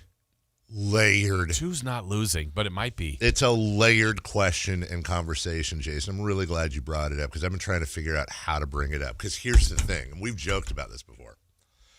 In every scenario, there's 20 layers. Yeah. We get the number 1 pick in the draft. There's nerves. Best layer. Yeah. Oh my God, who's it going to be? Right. Did they get it right? Is it Boozer? Oh, that's Bagley. Is it DeBonsa? BYU. Nobody comes out of there. Is it Darren Peterson? He doesn't ever want to play. He's like Ben Simmons. Yeah. And Kansas. Thomas Robinson. They do something different. Why'd they do that? Why'd they go weird? Exactly. The Kings get the 5th pick. Yeah. Oh my God, of course. Worst case scenario. We suck. This is the worst. I'm just throwing Kingston Fleming. Right. This is our pick. Okay. But what if Darren Peterson ends up being Darren Peterson ends up being Ben Simmons and Kingston Flemings ends up being Shai Gilgeous-Alexander? What if Darren Peterson is the second coming of Markelle Fultz? That's the crazy thing, is that there's if it was Flag, if it was Wembanyama, if it was Shaquille O'Neal, if it was LeBron James, okay. You're as close to feeling great as you can. Yeah, but to that point, people felt that way about Greg Oden. They did. It's like, well, it's Oden or Durant, but Oden's going to be awesome. They did. And if you were in Portland, it's like, we got Greg Oden. We got Greg Oden. How great, how set are we for the next 10 years? They weren't. So that's the other thing. Yeah, you're right. Getting number 1, and even if it's like University, the Kings did a great job. They took this player. They're going to be really happy. Mm-hmm. We have to wait. We have to wait and see. Even a great summer league. Marvin Bagley, remember that first dunk? Or whatever, the first moments. Great. Summer league MVP. Awesome. Yes. Awesome. On our way to having Rookie of the Year. Maybe. We had Rookie of the Year with Tyreek Evans. There were better players in that draft. The number 1 reason I want the Sacramento Kings to get the number 1 pick is the obvious reason. They'll have their pick of anybody in the league. Control the draft. And hopefully but then they still have to make the right pick. Yeah. But also, I already know in advance, let's say the Kings get the number 5 pick. I already know in advance what the entire offseason is going to be, and I'm basically going to have the argument like twice, and then I'm just going to be done with it because the issue, the blowback is going to be the following. You guys wanted to tank. Here's what you got. Yep. The number 5 pick in the draft. Yeah. And Dallas got the number 1 pick again. This is it. Tanking doesn't work. Nobody's saying it's a guarantee. It's all about increasing your odds. And that's why it's like I almost like a nervous tick try to continually bring up they only have a 14% chance of getting number 1. the odds are they're not going to get 1, 2, 3, or 4, but you're trying to maximize your odds. Yeah. See, I'm more in that other camp, but what they're doing that part the right way. Yes. And you're right. You're 100%. And even it's both sides. They get 1, they get 5. What do they have to do? Draft correctly. That's right. That's it. That's where it comes in. And the best player in the draft might not be the best player later. May not be the best. Exactly. More times, I wouldn't say more. Yeah, maybe more times than not, they aren't. Give me, very, very quick, don't think about it. Give me a year in the last 10 years. Any year. 2017. Okay, 2017. Is that 9? Oh, that's 10. Yeah, 9 years. I mean, I think I actually already know this, but. I don't remember that draft. Well, okay. You don't remember 2017? Yeah, you do. Is that Fox? That's Fultz. Fultz, number 1. Yeah. That's Boston. So was not the best player. No, was not the best player. Was not the best player. That was Fultz, number 1, who Danny Ainge traded down to get Jason Tatum. By the way, the top 2 players in that draft taken, Markelle Fultz and Lonzo Ball. Yeah. All right, let me give you another one just off 2021. Real quick, hold on. 3 of the top 4 players in that draft. Fultz, Ball, Josh Jackson was number 4, Jason Tatum 3, and then we got De'Aaron Fox 3 and 5 were the 2 best. Exactly. Go ahead. 2021. 2021, and then we will. God, that was a quick segment. All right. Number 1 player in the draft. Number 1 pick. Sorry, Cade Cunningham. Okay. But remember, very good. Cade Cunningham was basically shelved for the first 2 plays. Wait. Yes. Number 2, Jalen Green. Okay, good. Number 3, Evan Mobley. Good. Scotty Barnes. Good draft. Jalen Suggs. Okay, he's doing well. Josh Giddey. Great draft so far. Jonathan Kuminga. Okay. Incomplete. Yeah. Franz Wagner. Good. Davion Mitchell. Yeah. Zaire Williams. Ooh, James Bouknight. Come on, Charlotte. Josh Primo. God, remember, wasn't he a King? No. Okay. I don't think so. Chris Duarte. He was a King. Moses Moody, Corey Kispert, and then Alperen Şengün. Yeah. Jalen Johnson went 20 to Atlanta. That's a hell of a pick. Cam Thomas to Brooklyn. Bones Highland, number 26. Thomas, 27. So, again, I would just invite people to go back through past drafts. It's just you don't know, but you want to maximize your odds. Because I'll go back through all of them over the last 25 years, and I'm telling you the number 1 picks in the draft are going to be the overall best picks in the draft. We will take a break. When we come back, Kelly Brothers, he's good at business. He joins us next. The place you'll find Keegan Murray is Sactown Sports. Out to Keegan Murray, straight away for 3, and Keegan knocks down the triple. Hey Sacramento, it's Keegan Murray, and you're listening to the home of Sacramento Kings, Sactown Sports. Your local sports leader. Power Business Technology is proud to be a 100% independent, locally owned and managed Toshiba copier dealer. Local ownership cuts out the red tape, allowing ourselves to never be too busy to personally answer the call when our clients need us. Recognized for excellence in service execution, training, and customer service. We're proud to be named a Toshiba ProMasters Elite Dealer since 2021. Contact us today for all of your business printing needs at 844-POWER-BZ. That's 844-769-3729. Or visit us at powercopiers.com. Injured and you're considering an LA law firm looking to charge you 45% to 50% in attorney's fees? That's overcharging. Ashton & Price has been around for over 25 years, and I can tell you no matter how complicated your injury case, you should never be charged 45% or 50% in attorney's fees ever. Direct, experienced, unrelenting, and honest local representation matters. It's called Home Court Advantage for a reason. Ashton & Price serious local attorneys for serious people with serious injuries. So for the best local advice, don't think twice. Call Ashton & Price. Welcome to the Bar None Auction. Bar None Auction is selling thousands of items this Saturday, February 14th in Sacramento. Large framing and construction equipment, cars, trucks, and industrial supplies, all sold to the highest bidder. Always open to the public. Visit barnoneauction.com. At InShape, we have a place for every kind of mover. The Sometimer, the early riser, the after-work grinder, the yogi, lifter, bodybuilder, walker, runner, swimmer, spinner, stretcher, rower, climber, jumper, dancer, boxer, sauna seeker, recoverer. Basically, if you walk, lift, stretch, or sweat, you belong at InShape. So whether it's your first time or your first time in a while, start the year strong and join today at InShape.com. Find a location nearest to you. Hurry in and save big during Honda's President's Day sales event at Folsom Lake Honda, your one-stop Honda shop. Hurry in and save on our best selection of new Hondas. Each is priced to sell now. Folsom Lake Honda is your one-stop Honda shop for great pricing on a giant selection of new CRVs, HRVs, Civics, and Accords with low finance and lease options. Plus, get an instant cash offer for your trade. Get to Folsom Lake Honda or go to folsomlakehonda.com. Folsom Lake Honda, yeah, your one-stop Honda shop.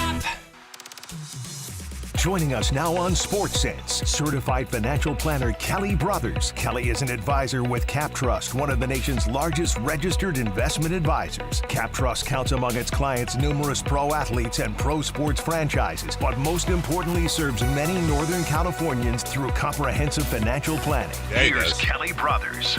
Joining us right now, as he does every week, my dad's favorite segment, and yours. He's good at business. He's Kelly Brothers. Good morning, Kelly. Happy Thursday, everyone. Happy Thursday. Yes. Oh, my goodness. Feels good. Yes, it does. How did you enjoy the big game last weekend? I thought it was fair to Midland. Yeah, at best. But I mean, with the Kings in full tank mode before the All-Star game, it's you got to take pleasure in sports where you can find it.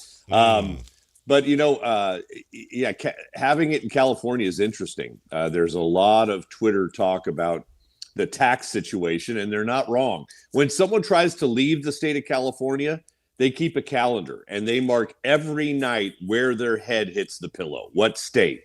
And they have to keep that for audit reasons. But in this case, it is not wrong to say that because these teams arrive in California a week before, that's 8 extra days. And when you divide that out of the rest of wherever they go in during the NFL season, it can be a very big tax hit because they have to pay California tax relative to those duty days.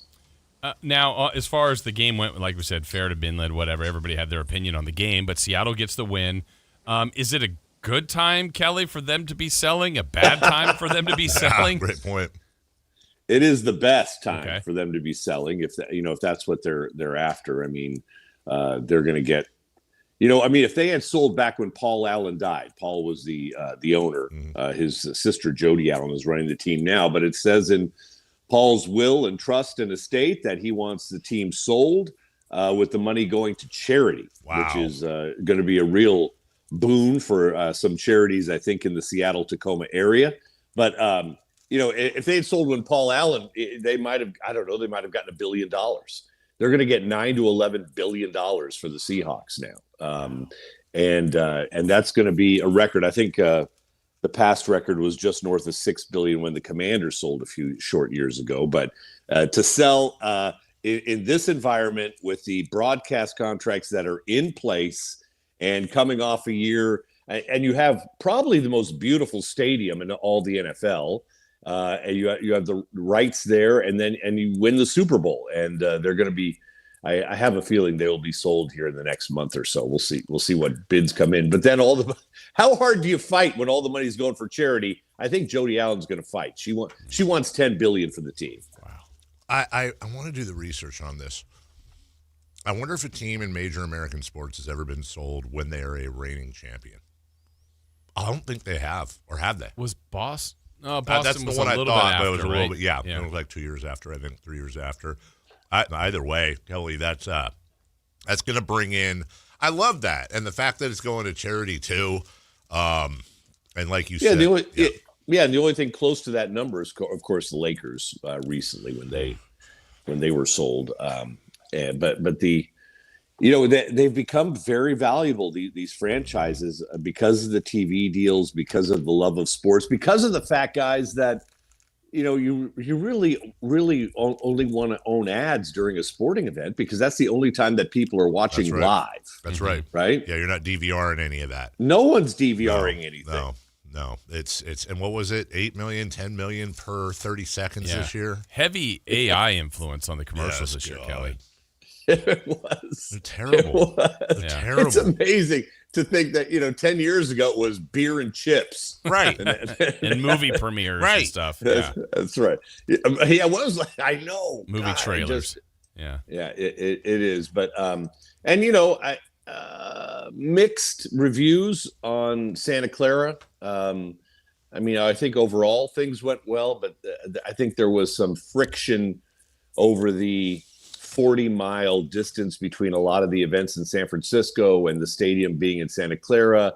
And people hear 40 miles, they think 40 minutes, but it could be 2 hours depending on the time of day, trying to get from one to the other. But San Francisco got great reviews in terms of bouncing back from the ugliness that it experienced just a few short years ago. So San Francisco got good reviews. I think I speak for 98% of the 49er fan base when I say I hate Levi Stadium. It's has no soul, no passion, no nothing. It's way too sterile. It's not easy to get in and out of. Freaking go, like, just admit, turn it into I don't know what the hell, and go back to Candlestick Point and build a state-of-the-art stadium overlooking the bay in San Francisco. We're on the side of the old Candlestick Park. Just update it and call it, Lumen or Levi Stadium at Candlestick Field or whatever to give an homage. And, it just – I'm counting the days until they leave Levi Stadium, Kelly. Yeah, it is kind of soulless. It's lame. There's no doubt. I hate to say it because, the world is changing in Silicon Valley and San Francisco with AI and what's going on. And yet if you're in Silicon Valley, it feels soulless anyway. It feels sterile. like it feels like Vegas with trees sometimes. It's just kind of and that's, there's some beautiful, don't get me wrong, there's just beautiful areas down there, but man, they pale in comparison to what San Francisco is and can be. Well, it's interesting. Oh, go ahead, Jason. Sorry. No, go ahead. I was just going to say, because you saw one of the few times over the last many years where you had not only the biggest American event in the Super Bowl, but the biggest world event, all on the same channel. So you had all that cross promo with the Olympics and, of course, the Super Bowl. Yeah, and think about the staffing at NBC Sports for this 2-week period where you got you have the Super Bowl and all that brings. You have the Olympics, which is over 1,000 people probably in Milan and in New York, and you've got the All-Star game in LA this weekend. Wow, yeah. So and by the way, the Super Bowl next year will be in LA at SoFi. So it's coming back to California. So now I don't think they'll never say we're not going to do a Super Bowl in California. Whether the players could say, hey, can we cut down the required days in California from 8 to 4? Yeah. Maybe, but yeah, no, it's a big time for NBC, and obviously much was made of Mike Tirico literally being in Santa Clara, and 18 hours later he's hosting in Milan. It's amazing how private jets are used these days, whether you're Mike Tirico or Kirk Herbstreit. Yep. Private jets are just now a standard part of the contract. Yeah. Which is a nice perk. It really is, but go ahead. Yeah, I was going to say, Kelly, the fact that NBC has always had sports. They always have, but I saw one of the promos that night. They just wrapped up the Super Bowl. As you said, they have the Olympics. They do have NBA basketball now. And they're going to have Sunday night basketball. They're talking about Sunday night baseball. They're having Sunday night football all the way through. Like Sunday night is going to be their game night, as they're referring it to be. It's interesting with all these other branches that now have, Facebook, YouTube, Amazon, Prime, like so many different spots. Here's NBC kind of going all in on a lot of different sports. Yeah, I'm kind of amazed that NBC's been able to hang on to the Olympics as long as they have, given all the competition out there. But they've had the Olympics. Well, I guess you got to go back to Jim McKay and ABC in Munich. Maybe it was the last time, but that was seared into our collective memories. Because Sarajevo, I think Yugoslavia. I think that was on ABC. I remember that. That was 84. We're going back a way. Yeah, I think so. God, we're going back a ways. Yeah. So, but NBC. Remember back when we were youngins. NBC had must-see TV on Thursday nights with Seinfeld and that whole lineup, and now they're trying to switch that to Sunday night and make it game night, and why not? Now the hard part is, can you get good games that actually draw national attention? So I'm sure some weeks they will, and Some weeks they won't, but it probably just means a lot of Dodgers, which is good for you, Jason. NBC has had the broadcast. They've had the broadcasting rights to the Summer Olympic Games since 1988 and the Winter Olympic Games since 2002. Therefore, NBC's been broadcasting the Olympics for over 35 years for summer, 22 years for the winter. Wow. But I want to say something. I thought about this last night. I haven't watched every second, every minute. I do what I can. I DVR everything and go back through. I remember, but whether it was ABC or NBC or whatever, I knew it was Olympic coverage when, you'd have the news station, you'd have Margaret Pelly and Stan Atkinson saying, that's it for us. And we'll be, let's turn it over to NBC for our Olympic coverage. And then it goes to dark screen and then you hear, dong, dong, da, dong, dong, bah, bah, bah, bah, bah. I'm not hearing, and that was like every commercial break damn near to almost a point where they'd overplay it. They would come back with the Olympic, Bugler's Dream, the John Williams score afterwards. That was, and by the way, Jim McKay from Sarajevo, Yugoslavia.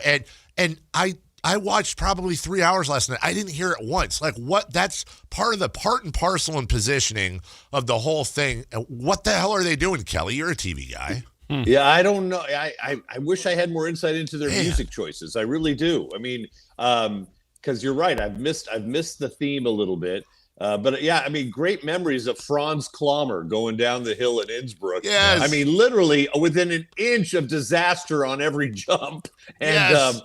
And by the way, I must say, I was enthralled watching the downhill. NBC is using drones. Yes. They're 250 grams. That's their weight, and they can travel at 75 miles an hour. And they are following these skiers down the downhill, and that downhill looks phenomenal coming through the rocks, and you got the Dolomites in the background. It's just spectacular, but it almost, and they run it just long enough before you think, I don't want to get queasy here watching it. But the drones have been a great addition. But I do miss the traditional the music. It does kind of suck you in a little bit, doesn't it? Though, yeah. Whatever happened to Al Trotwig? Remember, he used to be the guy. Man. He'd give you a sense of the culture of the whole place and the food. And I don't know what happened to Al, but I enjoyed his reports. And Bob Costas was like hey, Chris, can Kelly hear if I play something? Did you guys see this clip? I think this is from a past Winter Olympics, but this is a ski guy, and he's coming down the hill, and he runs into one of the gates in a place you don't want to run into one of the gates. Oh, yeah. Here's the audio for you. The gate to the groin for Yannick Bertrand, and you could hear it.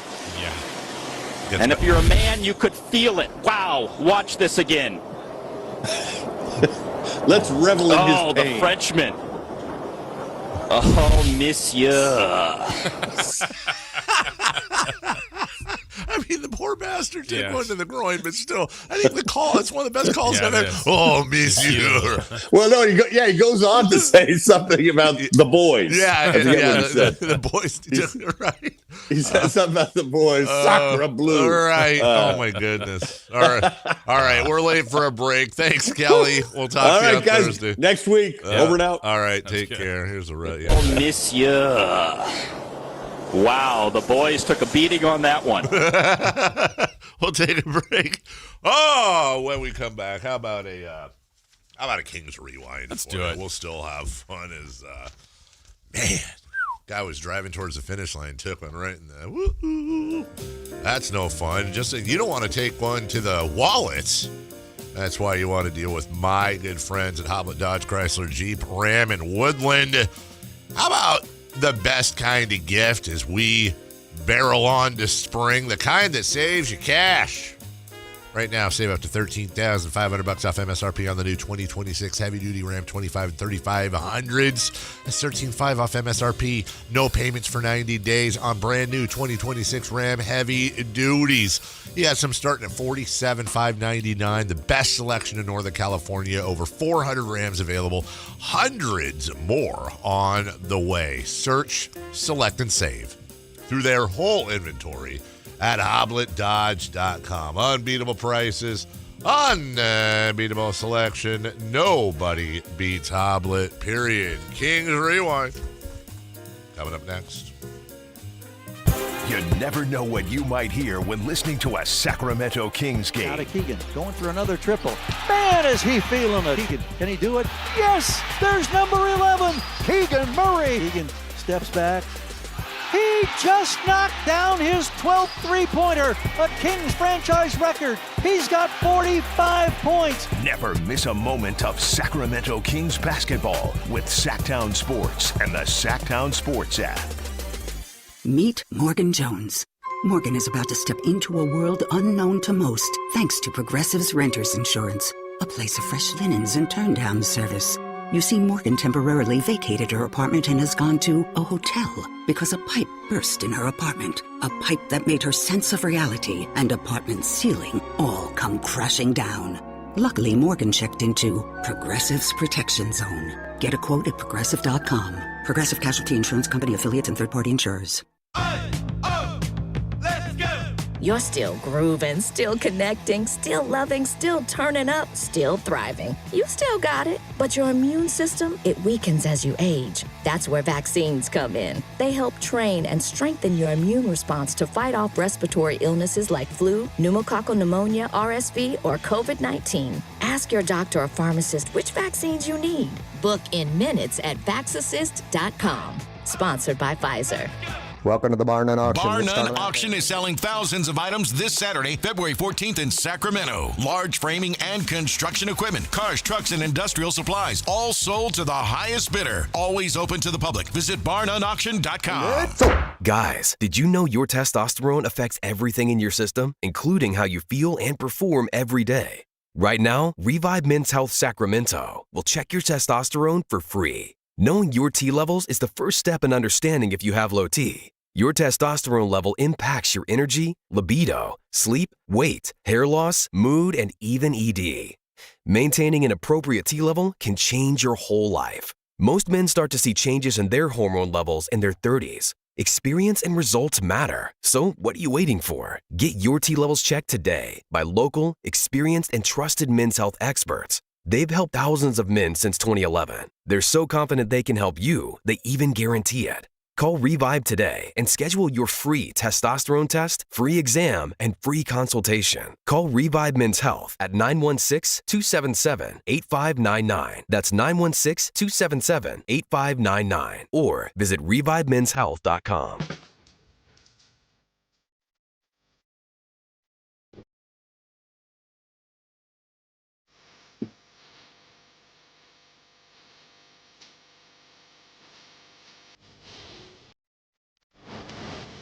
The only place in the morning to get your sports fix. Live and local. The Carmichael Dave Show with Jason Ross. You're a man, you could feel it. Wow, watch this again. Oh, the Frenchman. Oh, monsieur. I think the worst part. I thought hearing him. Yeah, hearing him actually. And like, honestly. Right about there. Yeah, right there. Here we go.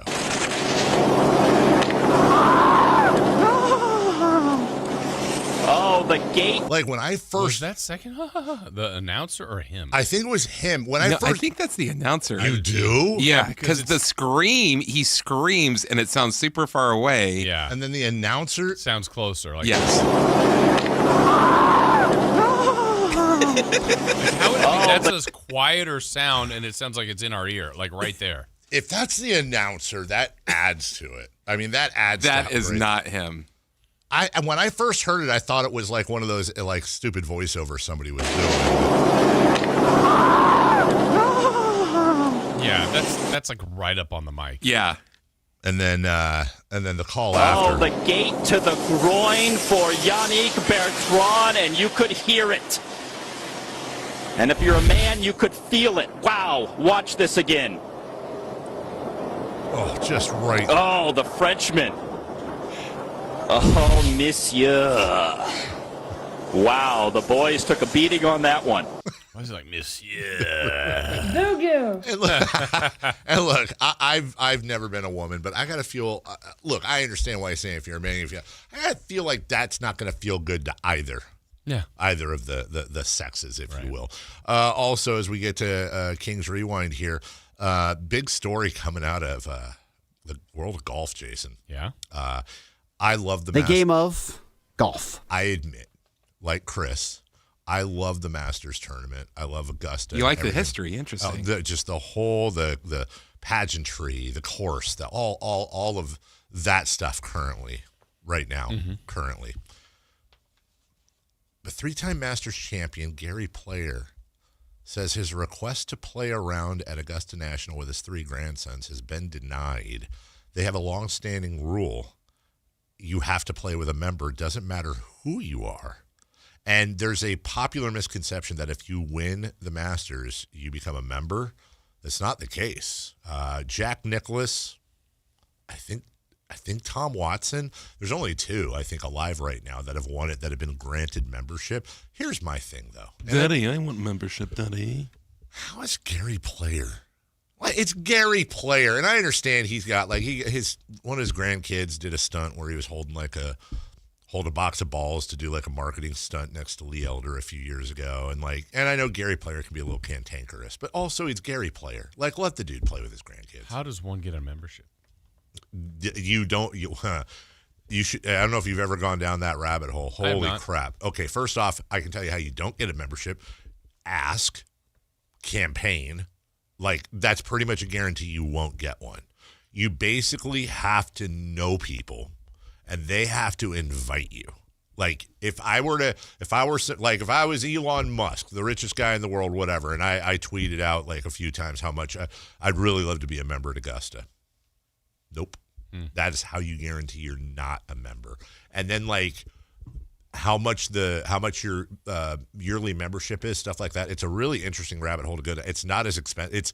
There are clubs here in the Sacramento area that cost about as much as an Augusta National membership, but it is just, dude, the rules, they keep everything insulated. I mean, it is. Yeah, I know, and you're right, and I know. But it really is a very unique story in sports and how they run the Masters tournament, the advertising, the advertisers, the lack of commercials or, many commercials, stuff like that. None of the, partnership with the network, but independent contractor, not a part of the PGA Tour. It's their own thing. Anyways, Gary Player, dude. Like, come on, man. Kings Rewind. Right meow.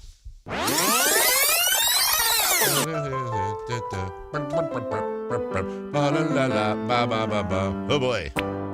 The final game before the All-Star break found the Sacramento Kings on the road in Salt Lake City, Utah to face the Jazz. Did someone say road trip? Yes. The last game is getaway day for everyone, and this Kings group was going to be light on the way home as people were scattering across the country after the game to enjoy their break. This game would be a challenge because the matchup itself had 2 of the bottom feeders in the NBA, and which team, start that over. All right, and 3, 2, 1. This game would be a challenge because the matchup itself had 2 of the bottom teams in the NBA, in which you had the feeling that both wanted to lose, but somehow someone had to win. It's true, but he shouldn't say it. Probably right about that. Probably right about that. This would have been made more difficult for the Kings because they wouldn't have the services of Domantas Sabonis.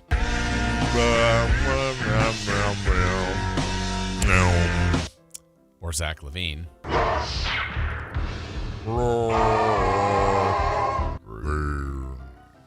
DeAndre Hunter. Time to play the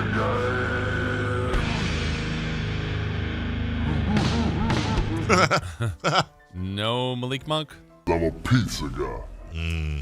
Add Russell Westbrook. What the hell? Russell Westbrook? I have a question. I never question because you're great I'm asking from an artistic standpoint. How come you don't slow down that guy when or else? Because it's used as a positive and a negative. Deep thinker. And no Keegan Murray. Oh. That makes me feel sad. That does make me. I'm sad. Your sadness is noted. I feel acknowledged. Sad as Adderton. Coach Doug Christie would change the lineup again. It was game 56, and it was the 29th different starting lineup. We're fucking switching. We are. In the starting lineup for the first time in his career, Kings second-year pro Devin Carter. Mr. Carter. So the Kings' options for the night felt like DeRozan and the kids. Can you believe it? What'd he just say? What's the matter with kids these days? Kids these days! The first quarter was a rough start for Sacramento, and in the middle of the quarter, the Jazz took off on a 17-0 run and opened up a 19-point lead in the first quarter. Boy, that escalated quickly. Sure did.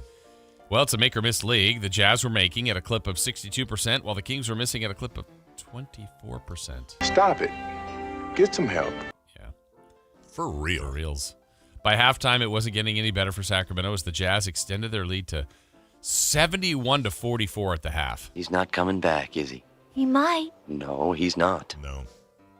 It was the 11th time this season that the Kings had allowed 70 or more points by halftime. Get me out of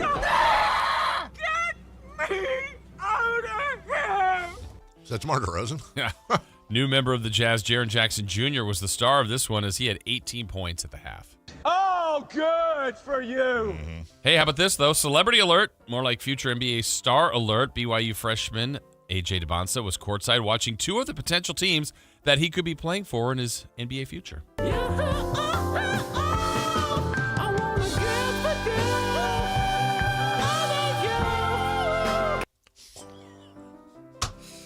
The Kings were outscored in the third quarter as well, and after three, the Jazz 100, the Kings 66. Stop!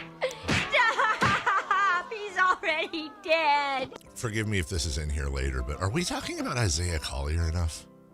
He's not in there. Okay, dude, last night in 27 minutes, he had 14 assists. It's on the wrong team. This month, he has, in 6 games of 14, 10, 11, and 22 assists. I know what you're doing. He was the 29th pick in the draft. Out of? Oh, where did he go? Usk? What is Usk? He went to Usk. Same school as your daughter. Oh, School of Hard Knocks? Back to you. Anyway. The final quarter was the only quarter the Kings won, but it was far too little and far too late. Yeah, did it. Hey, maybe a lone fun moment in the game came in the final quarter when the Kings rookie Dylan Cardwell was fouled. He missed the first free throw. The fans were in a frenzy. They wanted brickin' for chicken. Cardwell buried the second. No chicken for you. I just want to wish you one last hearty and heartfelt suck it! That's right. Jazz win 121-93, handing the Kings a franchise record-tying 14th consecutive loss. You asked for it, you got it. Mm-hmm. I don't see much of Chris on the post-game. Notice that on the post-game show threads? You know, he does his little snarky thing after certain outcomes. Quiet. You know, a little quiet. The Kings have now lost 15 in a row on the road. Did someone say road trip? Dude, you sound like the We Got the Meats guy. What do you mean? The Kings have now lost 15 in a row on the road. Did someone say road trip? Now I like that. Yeah, me They too. failed to score 100 points for the 11th time this season. Worse? How could they get any worse? Take a look around you, Ellen. We're at the threshold of hell. Well, the Kings' 34.4% shooting was a season low. Oh. That's much worse. It was the roughest on Kings rookie Nate Clifford. He went 1 for 15. Are you blind? Are you blind? Wow. Up next, a break. A much-needed break for everyone. I didn't want to see you again for the rest of my whole life. And I didn't want to see anybody else either. Yeah. Sacramento will be off till next Thursday when they will host the Orlando Magic for their first matchup this season. Oh, no, really? Magic? No, let's not go there. No, nothing is more repellent than magicians. Bunch of grown men waving wands, pulling bunnies out of body crevices. Magicians are repulsive. Next topic. So now you know how the game went last night. Sam Amick of The Athletic joins us in just 2 minutes. On the move? Got somewhere to be? Take Sacramento Kings basketball with you. The Sactown Sports app will let you stay connected to your passion. Never miss a moment of Sacramento Kings basketball with the Sactown Sports app. This is the story of the one. As a safety manager at a manufacturing plant, he does everything he can to keep his coworkers safe. From finding ways to reduce risks to keeping safety supplies in stock. And for that, he relies on Grainger. Grainger offers a broad range of quality products and next-day delivery, so he can always play it safe. Call 1-800-GRAINGER, click Grainger.com, or just stop by. Grainger, for the ones who get it done. Hurry in and save big during Honda's President's Day sales event at Folsom Lake Honda, your one-stop Honda shop. Hurry in and save on our best selection of new Hondas. Each is priced to sell now. Folsom Lake Honda is your one-stop Honda shop for great pricing on a giant selection of new CRVs, HRVs, Civics, and Accords with low finance and lease options. Plus, get an instant cash offer for your trade. Get to Folsom Lake Honda or go to FolsomLakeHonda.com. Folsom Lake Honda, yeah, your one-stop Honda shop.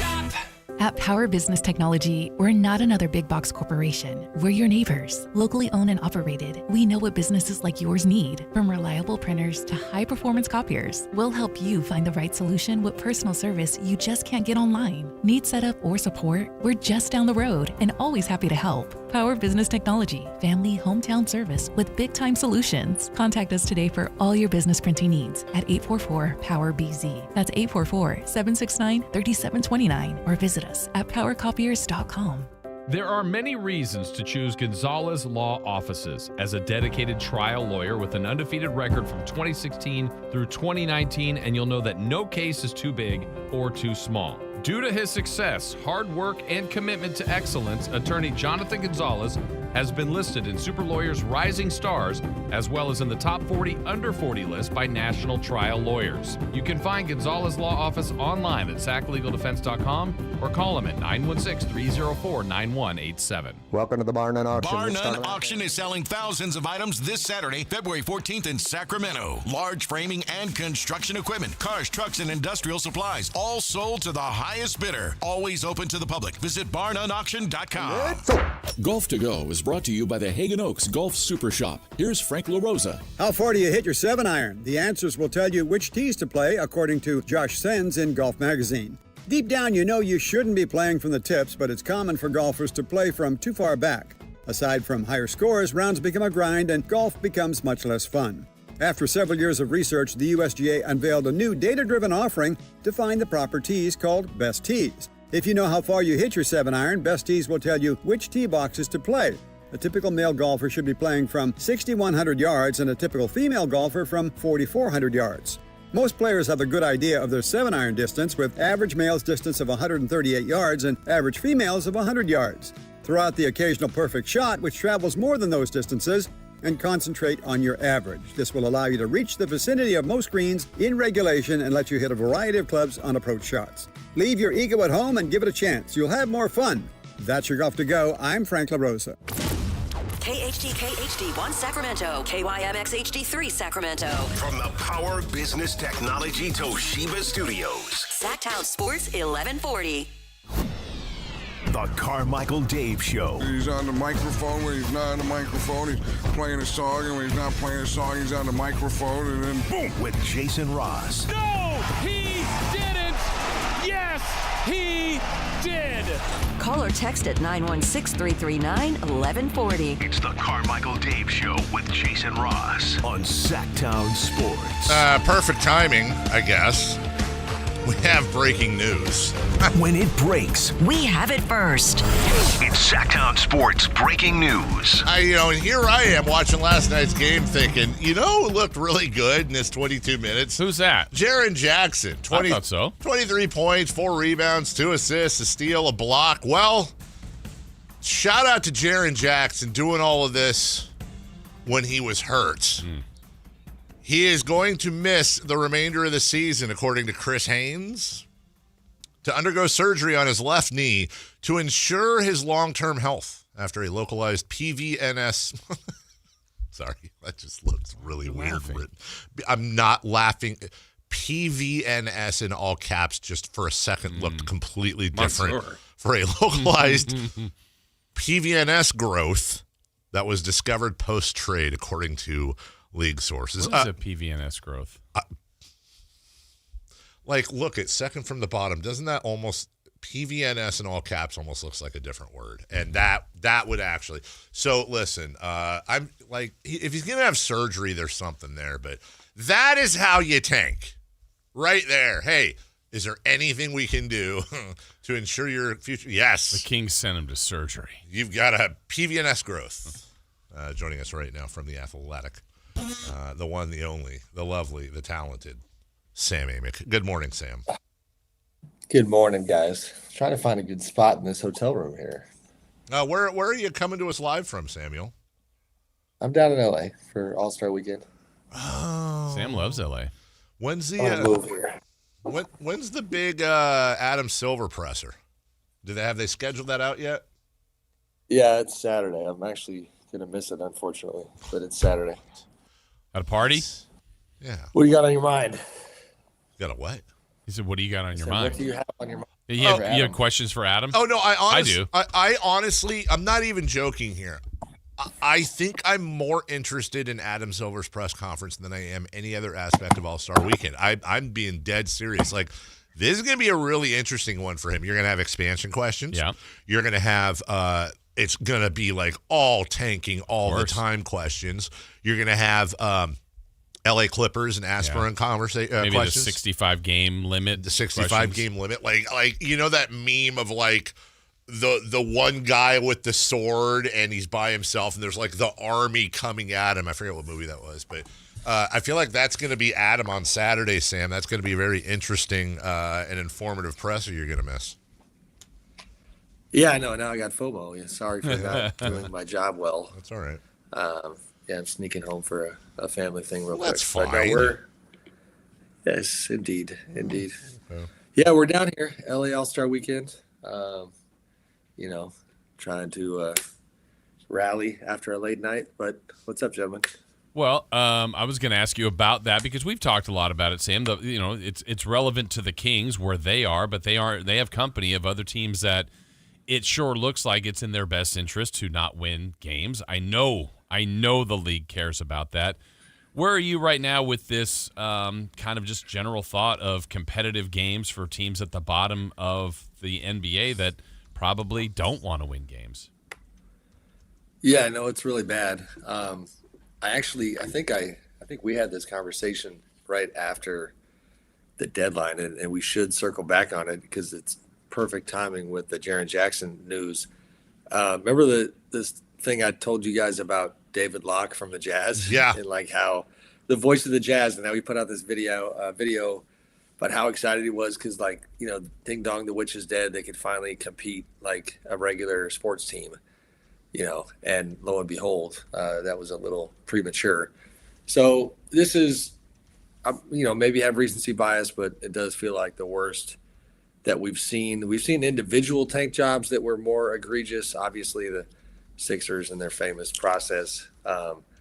This is so many teams, and it's like the race to the bottom in spite of the flattening of the odds, where the worst team has not gotten the first pick since the system was changed, and nobody seems to care.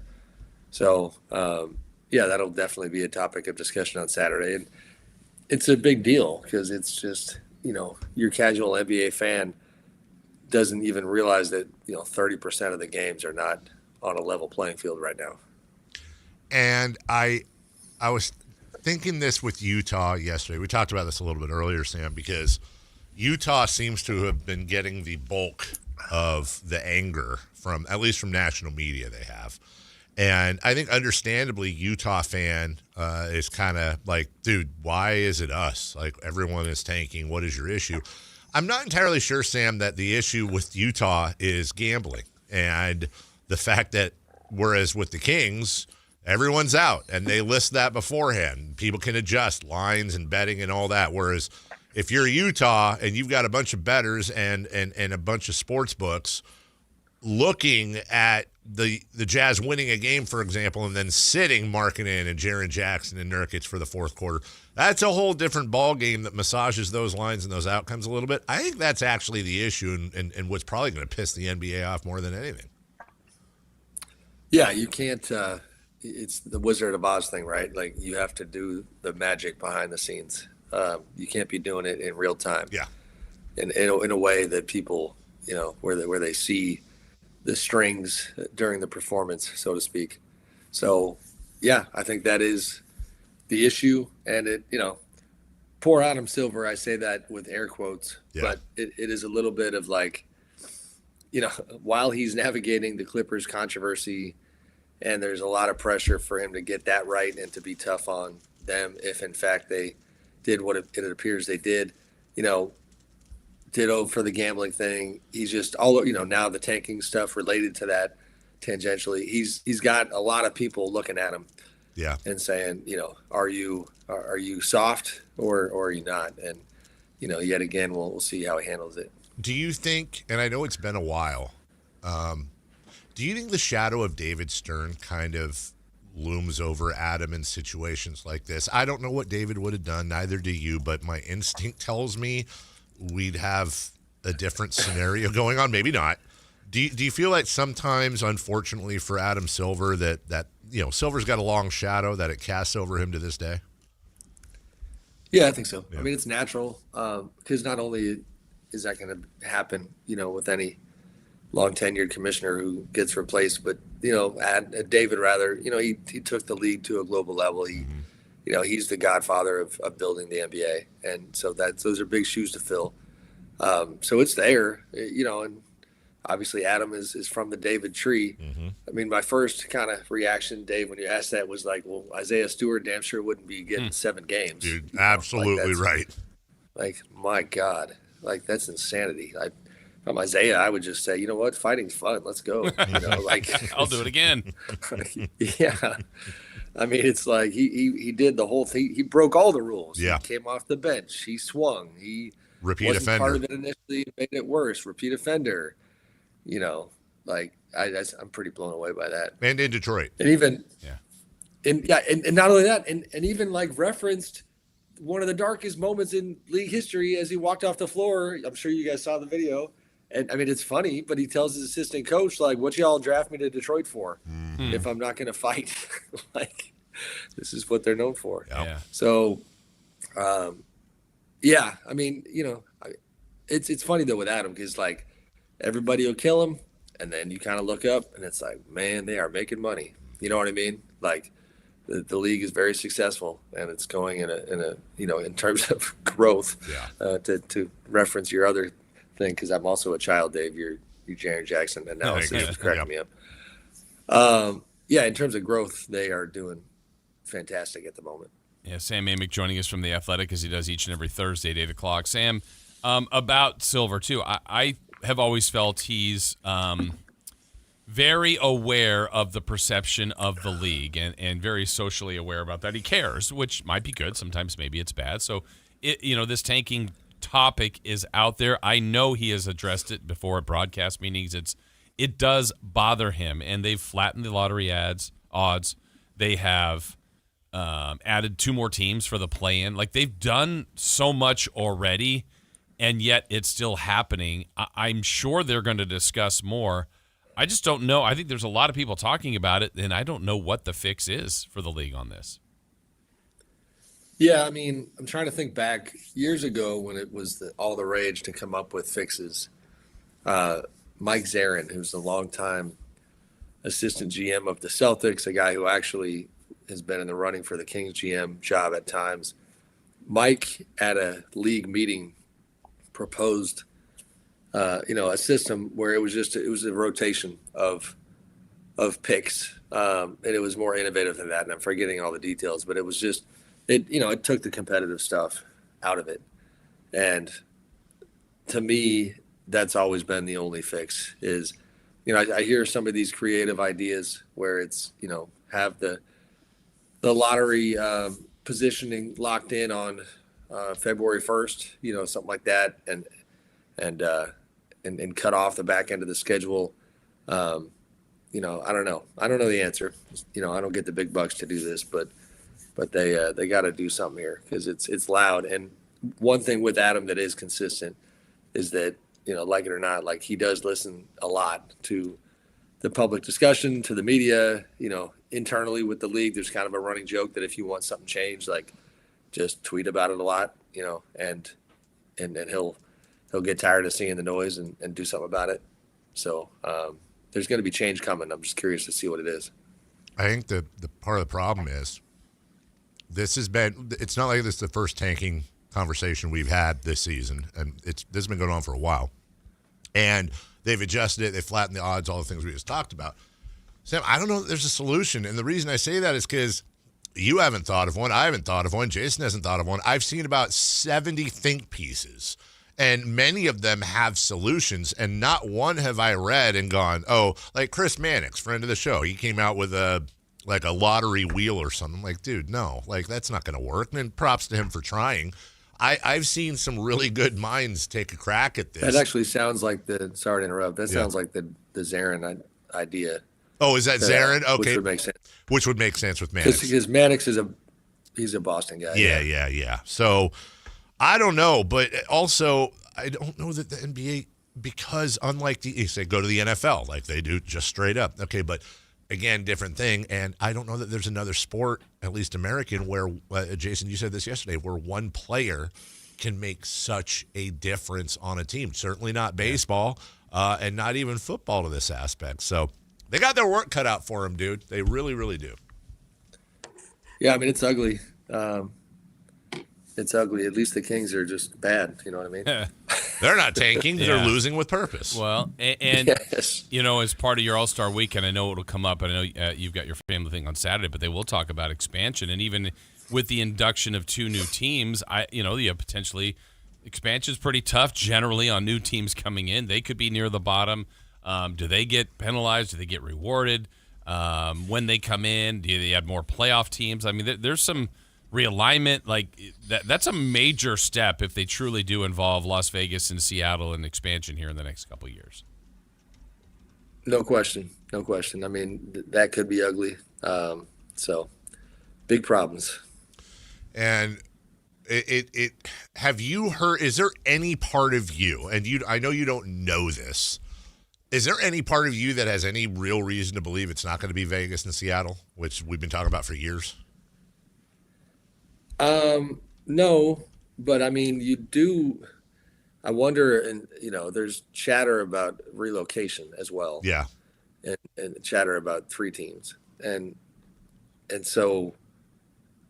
Hold on, Sam. Memphis, New Orleans. Well, don't tell us. Hold on, Jason. No. I'm saying 3. I'm saying 3 to the 2 expansion. And then 1. Oh, sorry. Okay. I got you. Now, is that Memphis or New Orleans? Yeah, good point. So I was thinking Memphis, there's, and again, not to get aggregated, this is just chatter around the league. Yeah. But selfishly, I think, no offense to Memphis, I'd be okay going to Nashville every once in a while. I think that'd be fun. But Nashville is the one that, although, you know what, I got to call myself out here. Like, don't you love how flippant I'm being about yes. on a station where, obviously you're getting so aggregated, dude. Deep. Yeah, I know. Too soon, Sam. You're so good. That was a joke. He was joking. Well, while we're on the subject, though, did you see? Was it Jason Quick? Did you see the article somebody did in Portland about the possible relocation of the Blazers? It's Bill Oram, yeah. Oh, sorry, yeah.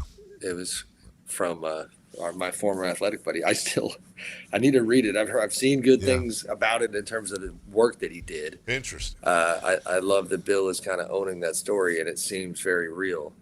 I need to get a log on for the Oregonian so I can get past the paywall. But yes, I did see that piece. Those pesky paywalls. I don't know why. That's funny that Sam has to deal with a paywall. Since we're calling people out, can I do a customer service Don't complaint? You have a log on, Dave? I have 2 of them. I have 2 logons to The Athletic. Okay. And what Yeah, you tell me every week. I need you to have a conversation with Jonathan Athletic or whoever runs the thing, because here's what they're doing now.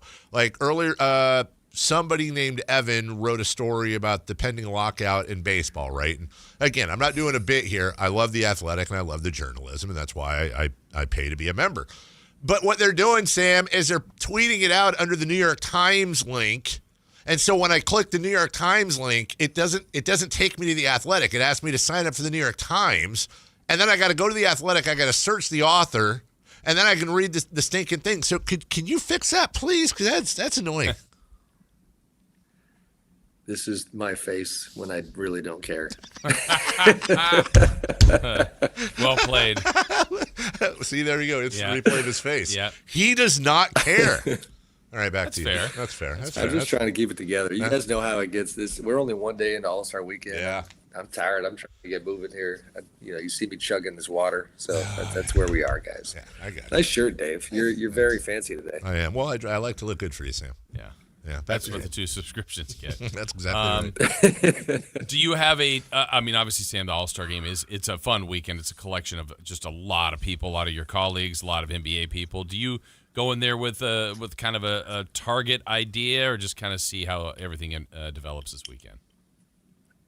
It's like I have a social calendar, if you will, because it ends up being very event heavy, party heavy, brunch heavy. So it's fun, but it's, it is valuable in terms of relationship stuff, and even just to share some color on the station, because I know how much the locals love hearing about the Lakers. Like last night, both of your faces. There we go. Luka Doncic had an event in Hollywood that I went to, and I enjoyed it, and it cracked me up because it was just such a. Was it an eating Lakers contest? Hollywood-y. Hey. Sorry, what? Wow. I'm just asking. Was Schroeder there? There was a bar. Oh, that was part of it. Oh.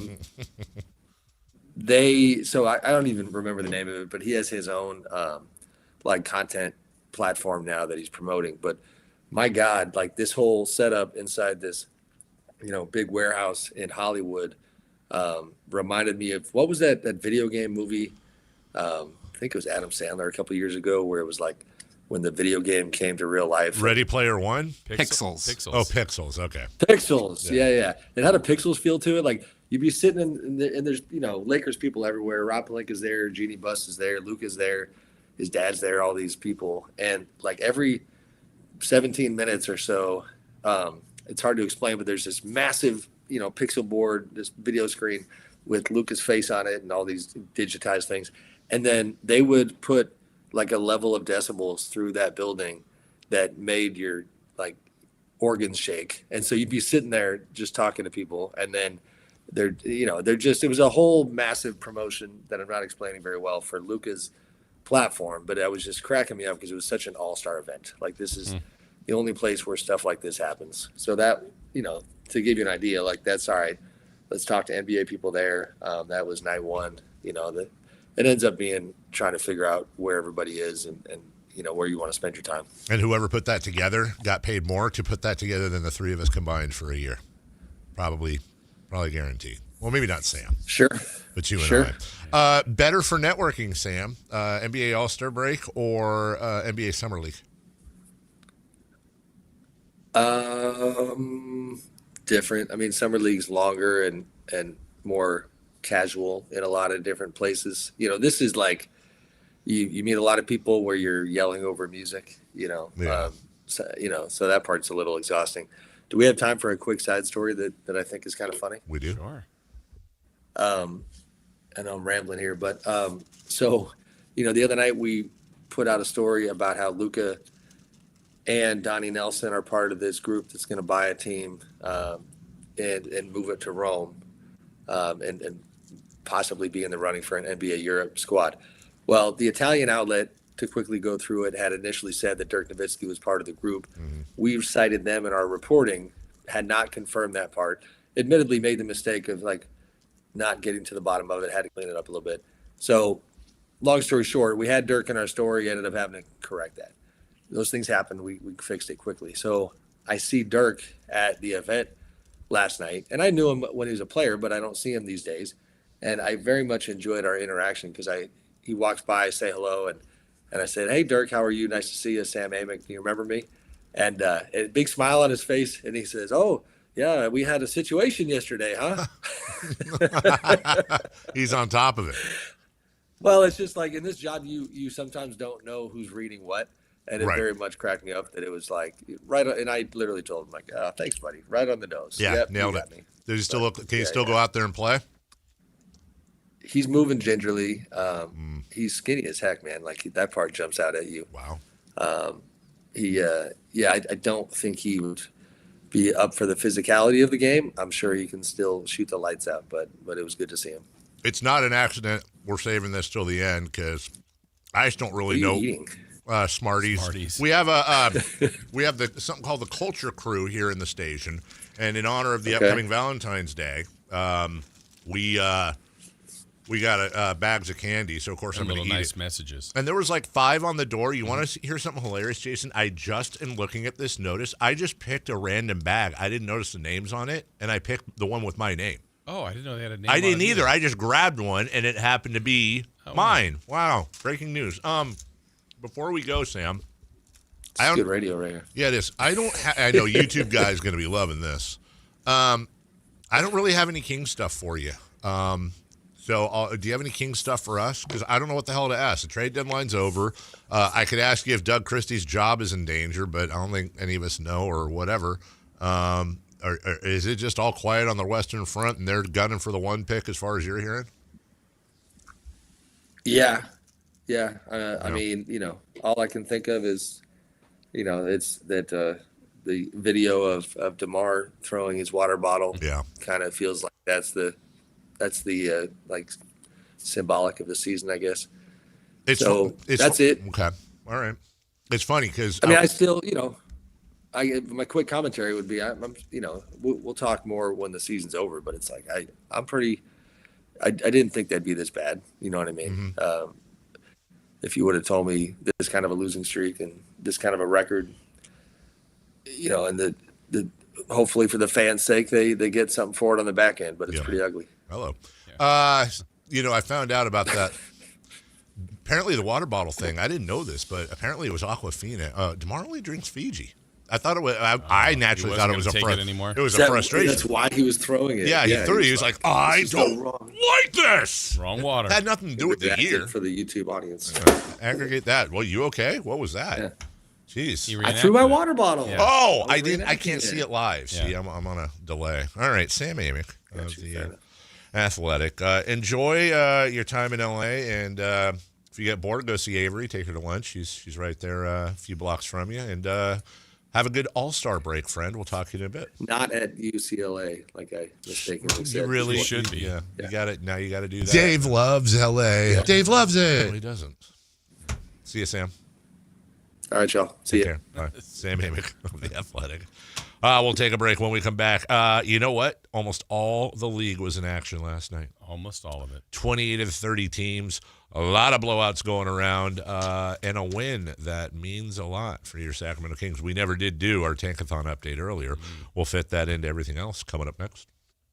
Never know what you might hear when listening to a Sacramento Kings game. Out of Keegan, going for another triple. Man, is he feeling it. Keegan, can he do it? Yes, there's number 11, Keegan Murray. Keegan steps back.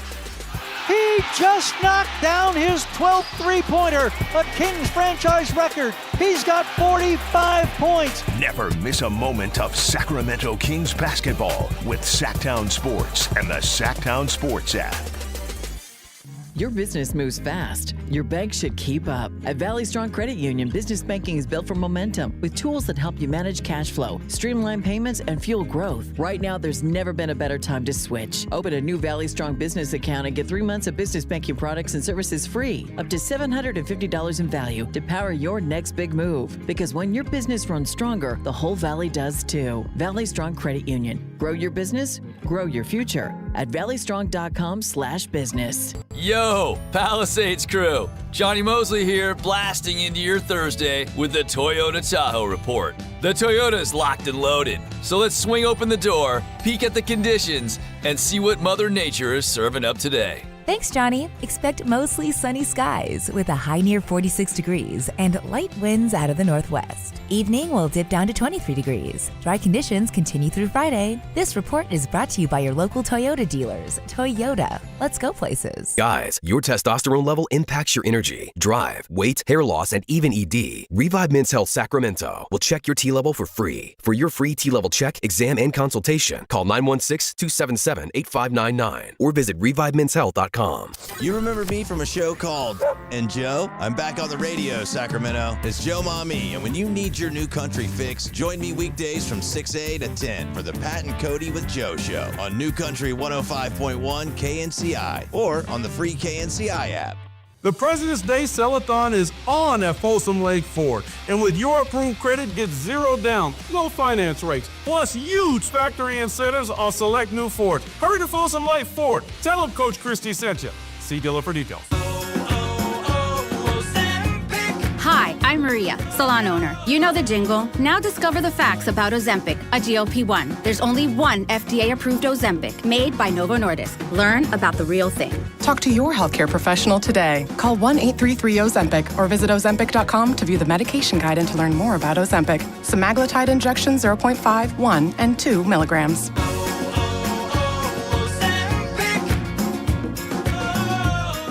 Why'd I go to the doctor?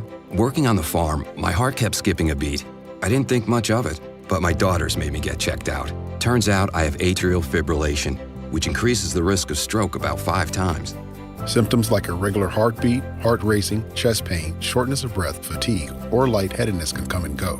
But if it's AFib, the risk of stroke remains. If you have symptoms, contact a doctor. I'm so glad I did. Visit notimetowait.com. Sponsored by Bristol-Myers Squibb and Pfizer. Want the best movie experience in town? Join Sactown Sports IMAX Pass by visiting SactownSports.com. Sign up today. You can win tickets to see this week's films at the Esquire IMAX Theater. Welcome to the Bar None Auction. Bar None Auction is selling thousands of items this Saturday, February 14th in Sacramento. Large framing and construction equipment, cars, trucks, and industrial supplies, all sold to the highest bidder. Always open to the public. Visit BarNoneAuction.com. The Travel Guys, new on KHTK 1140 every Saturday at 11 a.m. We'll make you a smarter traveler. Tips you can use on the road and at the airport, plus reports from top consumer advocates. The Travel Guys, 11 a.m. on Sactown Sports 1140. The Sacramento Kings are bringing fans one of the best ticket deals of the season.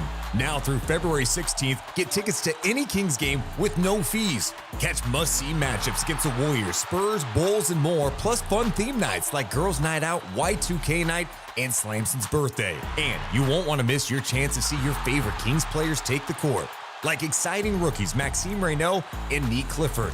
Head to kings.com/no fees today and grab tickets to any game with no added fees.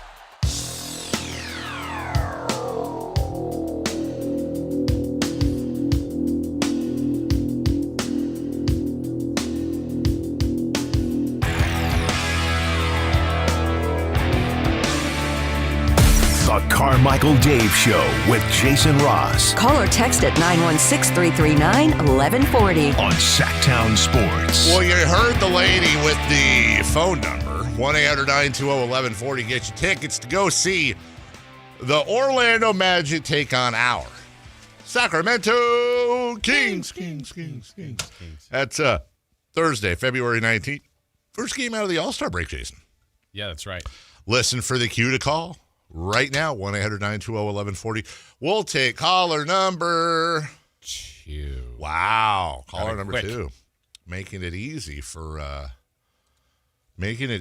Chris Verlod. 1-800-920-1140. That is, again, your phone number. 916-339-1140. That is your text line if you would like to text us and say hello. And going into the world of Tankathon, as the Sacramento Kings now have a full 3-game lead on the rest of the NBA when it comes to, not being great. Jason, would you like to? Now, yesterday, we simulated the lottery, I think, 30 times. That's not a joke. Plus. And until we finally got the Kings with the number 1 pick.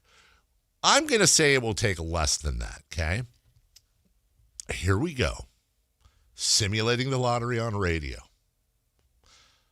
Try number 1, the Sacramento Kings. Well, it turns out he was there last night watching him in person. They picked number 3, and that pick is apparently going to be A.J. DeBonsa. Number 1 went to Brooklyn. I don't think. Yeah, number 1 went to Brooklyn. Try number 2. Brooklyn again. Brooklyn gets number 1 again. Kingston Flemings goes to the Kings at number 4. Try number 3. Not going in the right way. Darren Peterson goes to Utah, who jumped 5 spots. Caleb Wilson goes to the Kings at number 5. The worst. So far, they've gotten the worst pick before they got the best pick. Okay, their worst possible pick. Number 4 for the Kings, Kingston Flemings. Washington. Dallas gets the number 1 pick. The Kings get number 5. They drop 4 spots. How many is that now? 5. All right, here we go. Lucky number 6 is not lucky. The Kings get number 4, Kingston Flemings. Darren Peterson goes to Washington. Number 7,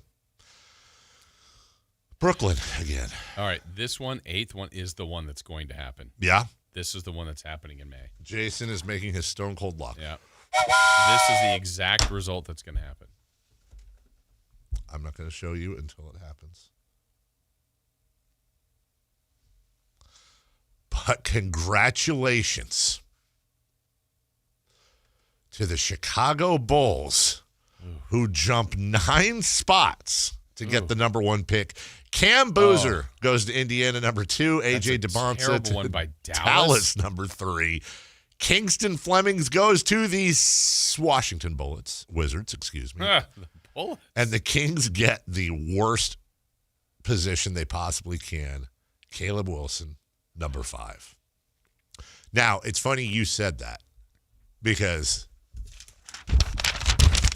I just got this note from Basketball Jesus. He said, Jason, you were 1 early. Oh, so then turn it this to me next one when you hit the button. Is going to be, on the I'll simulator get on that. Okay. This. You can't see it. Is going to be this is how it will go. Okay. This late spring This / is the official summer. one. Okay. Here we go. Well, congratulations. For the 2nd consecutive year, the Dallas Mavericks. Oh, come on. Hey, the Kings are 3rd, though. Okay. I mean, that wouldn't be a disaster, but Dallas 2 I in know. a row. They get Flagg and Peterson. After you trade your best player maybe you've ever had and you get 2 lotteries in a row, everyone's going to think it's they will storm the castle. Yeah.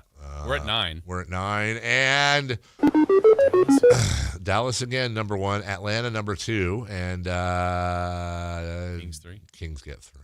All right. Here we go. And Kings get 5. Hawks is number 1. God, this sucks. Portland 11 spots. Jumps 11. Dude, I will quit. We're at the 12, NBA. and all these odds are way worse for everyone else. 13. The Jazz. Kings get Kingston Fleming. They've gotten 4 and 5 like a bunch of times. 14th. 5. Should we start winning? Why are we tanking? What's the point? 15. Hey! 15. So what we need is 15 lotteries. Yep. Best of 15. Would you be happy with that? The rest of it, too? The Jazz are 2. The Nets are 3. The Wizards are 4. That's good. Honestly, as long as the Kings get the number 1 pick, I don't care what happens. It's whatever. Where are the Thunder picking in this scenario? Yeah, see, Thunder picking 14th. I like it. They get Yaxel Lendeborg from Pick Michigan. of the draft. Yeah, right. Yaxel ends up being the MVP. Yaxel Foley. Triple Yaxel. Yaxel Rose. Damn it. That's like all the axles except for like the axle in the car. Yeah. Well, you know what, Jason? There we go. All it took was 15. Pretty easy to do. This tanking. Whose idea was it to tank? It sucks. Last night in the NBA, a lot of blowouts, if you will. People were eyeing Cancun or wherever they're going. Some are going to LA. Everyone else going home or other parts. Do you think people that have to go to the All-Star game think of it like they have to go to the All-Star game? Yeah. And they're like, It's been fun. I've gone a couple. It's fun. Yeah. But for players, I mean. Yeah. Like they'd rather go to. I think it depends on what part of your career you are. If it's the first time, second time, it's still a lot of fun. But it's like, yeah, you know what? I could have a few days off. It wouldn't be so bad. So if you don't get. So today's the very last day. Correct. And I think Thursday's the first day back. And Thursday is the first day back. So some people could have as much like the Kings, like 8 days off. Oh, Wednesday. No, you're right. I'm sorry. I clicked Wednesday, but you're right. So like for Sacramento, they get, like you said, 8 days. I wonder. And when do you think they come back? Like that's what I was going to ask. Probably Monday.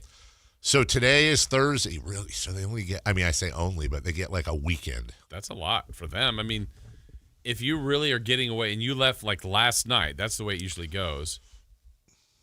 Do you think unless you have like an air ball. If you're Doug, do you think, what if he just says, I'll see you Wednesday? I mean, at this point. Right. Like, guys. Maybe it's voluntary, like really voluntary. They're not like, hey, it's voluntary, but be here. It's maybe young guy. Like, I think right now on the roster, the young guys are probably like, I don't want the All-Star break because they're playing. Yeah, maybe. You're right. But like DeMar, the guys that are literally kind of hurt or banged up, like, yeah, I need the break. Just stay there. But yeah, I'm sure Carter, he's like finally playing. Like, let me play. Let's go. That's tough, man. It is. But I think Doug and the staff need a break, though. I know Doug talked about that we'll play later, but I mean it's a lot of film study. He'll spend some time with his family and he's heading his dog. But he needs a break. Yes. Yeah. Doug needs a break. He does. He needs a hug. He does need a hug. Doug needs a hug. Yeah. It's not his. It's not your fault. Yep. I mean, it might kind of be. Like, he's part of the whole thing. I mean, I know he'll take ownership, right? But I know he doesn't want it this way. That's I know yes. it. I know he doesn't. And it's like, I don't know what that counts for, and maybe I'm just being a sap. I admit it, but like, I mean, it's the same thing like with Vlade. Like, and I'm not comparing the two except to say that, like, say what you want about Vlade, say what you want about Doug, and everything's fair game. If there is no doubt in my mind, nor should there be any doubt in anyone's mind, that they want wins for this franchise as much more than anybody in the history of any GM or any head coach. Whether they're able to do that or not, I don't know. Yeah. And I also don't know. I've been thinking about this a little bit too, and I know it's premature. And I see the stuff online where it's like, we know Doug's your friend, but you got it. Yes, but it's a business. Mm-hmm. I'm not entirely sure. I think they're going to have a lot of thinking to do in the offseason because let's follow it through. Let's say the Kings they have the worst record in the NBA. Let's say that they do end up they will get a top 5 pick. Is there anything this year you can point to with the coaching staff and say they have nothing to work with, but at least this? I'm struggling. I can't. Right. Other than maybe like they've developed Maxwell, but how much of that is development? How much of it is just natural process? Oh, Maxwell. Yeah. So it's like, do you want this coaching staff being the coaching staff for your new potential superstar? Or do you want a fresh start? Right. And I know I keep thinking Tom Thibodeau, but this would be the type of team, and Scott Perry and he have a history together. Now, I want to be very clear because somebody asked me this yesterday, and then we'll take a break. It's well known if you listen to this program that we also talk to Scott Perry on and off the air, and that sometimes we'll say things that, are informed. I want to be very, very clear about this. Anytime I've brought Tom Thibodeau up, that is 1,000% me. I've never asked Scott about it. We've never had one conversation. I don't think the words – oh, no. I do know the words Tom Thibodeau have been because when we had that introductory lunch, we were at McCooney, and Tom Thibodeau got fired on the TV screen while we were eating. And that he got that news the same time I got that news, and then he started talking about the situation. But nothing, Point being – that's 100% my speculation. Right. I'm not trying to start any rumors. We'll take a break when we come back. Hour 20 left. Let's get into it. What's hot? What's not? And we got a recap of 3 in the Key from last night. The show rolls on. We'll continue that next. The San Francisco 49ers play on Sactown Sports 1140. Touchdown 49ers! Every game on your #1 sports station. Don't miss the action on your local sports leader. Sactown Sports 1140. Welcome back to Winter Hack Radio, the place for clever hacks to survive the season. Icy driveway? Well, try spreading sand or birdseed to help with traction. Snowy puppy paws? Well, grab a whisk, brush it off, done. Catch COVID-19? Well, just get... Actually, there's no hack for COVID-19. But if you test positive, prescription medications for COVID exist. Ask your doctor if they're right for you. Visit PfizerForAll.com to learn more. Sponsored by Pfizer. Did you know GoodRx can help you save on medication, manage prescriptions, and get trusted health information? If you're one of the millions living with a heart condition, check GoodRx for an easier, more affordable way to manage your health. GoodRx offers common heart medications for under $30. Just search for your prescription, find the best price, then show your pharmacist the GoodRx coupon. And it works whether you have insurance or not. To start saving and better manage your heart health, download the free app or visit GoodRx.com today. GoodRx is not insurance but can be used instead of insurance, including Medicare and other federal and state-funded programs. Welcome to guided meditation. Close your eyes. You're at the beach. The seagulls are calling. You take out your iPhone 16e you got from Cricket and use Apple Intelligence to clean up that selfie you just took. It's a good one. You send it to your friends instantly thanks to reliable nationwide 5G. They're totally jealous. Get iPhone 16e for $49.99 when you switch. Smile, you're on Cricket. Requires new line on the Supreme Unlimited plan. First service charge and tax due at sale. $25 activation fee. Terms and restrictions apply. Cricket 5G is not available everywhere. See store for details. Progressive Insurance knows pets, and one of the biggest differences between people and pets is that we don't eat things off the floor. But dogs definitely will, and it makes them so happy, no matter what it looks like, smells like, or what state of decomposition it's in. We all want to go through life that carefree, and that's also why you should get Progressive Pet Insurance, because they eat things off the floor. So protect your pet from all the questionable life decisions they make. You know where they drink from when you're gone, right? Progressive Casualty Insurance Company and Affiliates. Covered subject to policy terms and conditions. If your business depends on reliable vehicles, it's time to upgrade your fleet at myelkgrovechevrolet.com. We specialize in fleet pricing, bulk discounts, and fast approvals, so your team stays on the road and on the job. From work trucks and vans to fuel-efficient sedans and SUVs, we have the inventory, service, and financing to keep your business moving. Call or visit myelkgrovechevrolet.com today and ask about exclusive fleet savings. myelkgrovechevrolet.com. Driving business forward. When the game's over, the action's just getting started. Check out what's coming up on the Sactown Sports Live events calendar. On February 15th, R&B legends Jodeci bring the smooth harmonies to Hard Rock Live Sacramento. Then, February 27th, get ready to laugh as comedy greats Dana Carvey and David Spade hit the stage at Thunder Valley Casino Resort. The next night, February 28th, check out Chris Isaac live at Hard Rock Live Sacramento.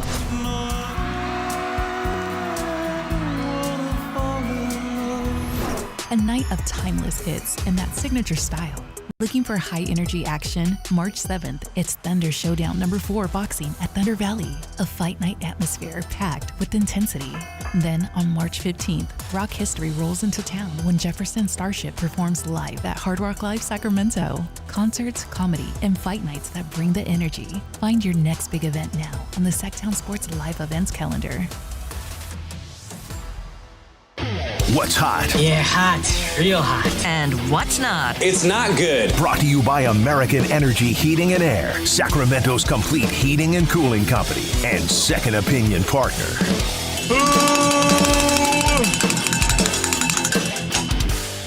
It's hot. That would be Jaren Jackson Jr., the lesser than Triple J. Last night against the Kings, he scored 27. No, that's his plus minus. He scored 23 points. Jaren Jackson Jr. is the only player in NBA history to score 20 or more points in each of his first 3 games with an NBA team, while also playing no more than 26 minutes in any of those games. It's pretty good. Chat's bringing up a great point. If we did hire Tom Thibodeau, do we have to publicly apologize for the amount of segments that we said Tom Thibodeau looks like a car salesman that's offering you a great deal? Or does that become a weekly segment? That was one of my favorite segments of all time. Honestly, that was... I laughed. I ended up on the ground. I laughed too hard. That was That was one of those segments. They're my favorite ones when everyone, audience, hosts, we all worked in synergy, united with a common goal. Unplanned, completely unplanned. Tom Thibodeau looks like, and then just so creative. Can we do it again? I would, yeah. I think to celebrate. And then I think I wonder, what do you think if Tom Thibodeau is, let's say that happened down the road, way down the road. Do you think he'd be the type of guy that if we saw him at Media Day and we were like, we've got this list of the top 10 things the audience thinks you, and we just throw do you think he finds it funny? I think the perfect play by him would be to hear all 10, not crack a smile, and then he's like, Tom Thibodeau looks like, and then he gave his. And then he goes, Tom Thibodeau looks like a guy who's about to punch 2 radio hosts in the face and walks off. That would be great. Yeah. An addendum to Chris's Who's Hot. In NBA history, only one player, and one player only, has reached all of the following statistics before the All-Star break in a season. 1,000 points. 475 rebounds, 400 assists, 250 free throws made, 75 threes made, and 30 blocks. Any idea? Yes. Because you know this one, right? Mm-hmm. Jason? Jokic. Despite missing 16 games, Wemby. Nikola Jokic is the first person to ever do that. He's pretty good. Probably will not be the MVP this year. Only missed one more, right? Uh-huh. Well, who's not, Chris? The Sacramento Kings. They lost 121-93 to the Utah Jazz. Tied a franchise worst record, 14-game losing streak, and are the worst basketball team right now. They tied it. They didn't even make their own record yet. You know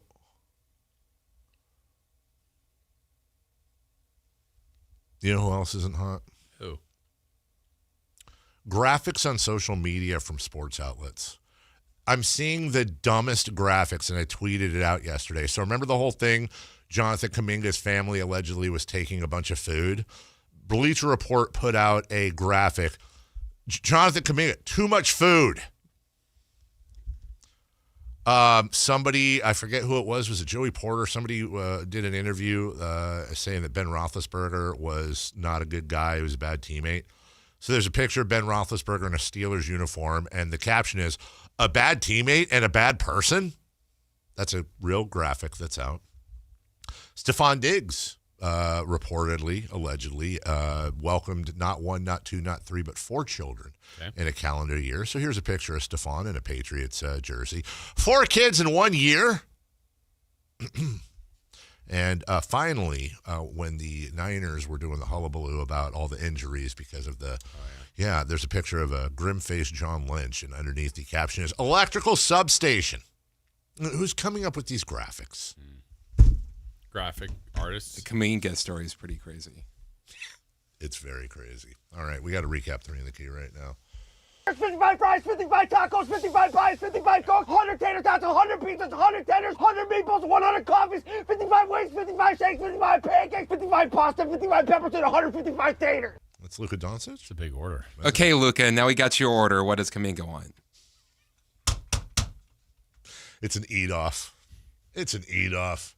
All right, 3 in the key right now, please. Last night, the Sacramento Kings kept their tank job right on track. Remember that guy at the Winter Olympics earlier who took the ski pole right to the sack? That was pretty funny. He went, No, that was the color commentator. Well, allegedly. Back to you. Way to tie. Wait, maybe that was Tony Romo. Why? You know when he's always... Jim?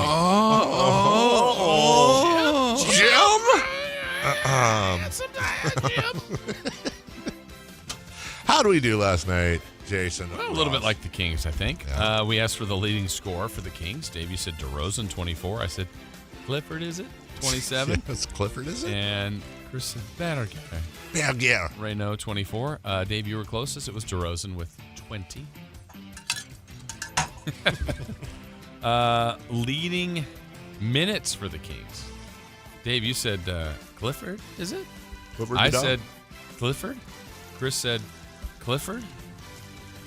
Clifford played the most minutes. We all got it. Hey! Good work. I'm giving us a Teamwork. full bell. Dave, your random stat. Sacramento's streak ends in Utah. Not their losing streak did not. Was there another streak? There was, as a matter of fact, and I was waiting for you to ask me for clarification. You never did. Sacramento's streak of playing basketball games before the All-Star break will come to an end in Utah. Well, you got it right then. I said Clifford, is it? Would have a double-double. He had 6 points. He had 8 rebounds. He had 6 assists. Triple single. But Jason, yeah, you give yourself far too little credit, friend. Yeah. Because Neat Clifford last night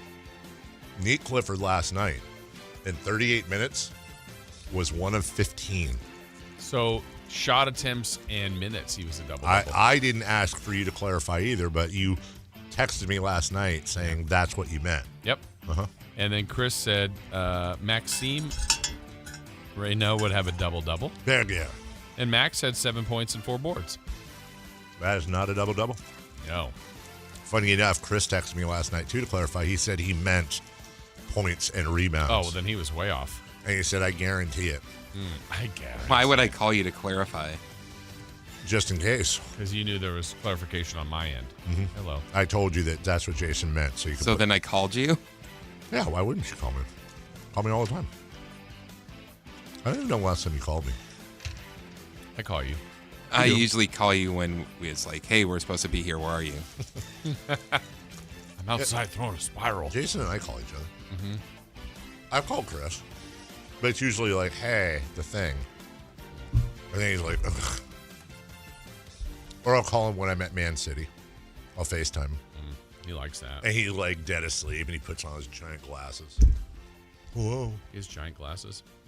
Just, they make those ones Kayla wears look like little remember Varnays?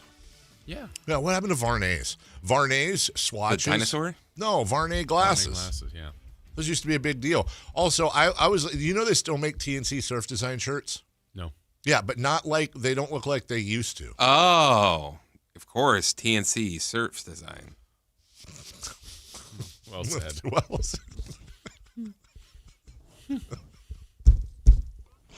Chris, have you ever in your life stepped foot in a Miller's Outpost?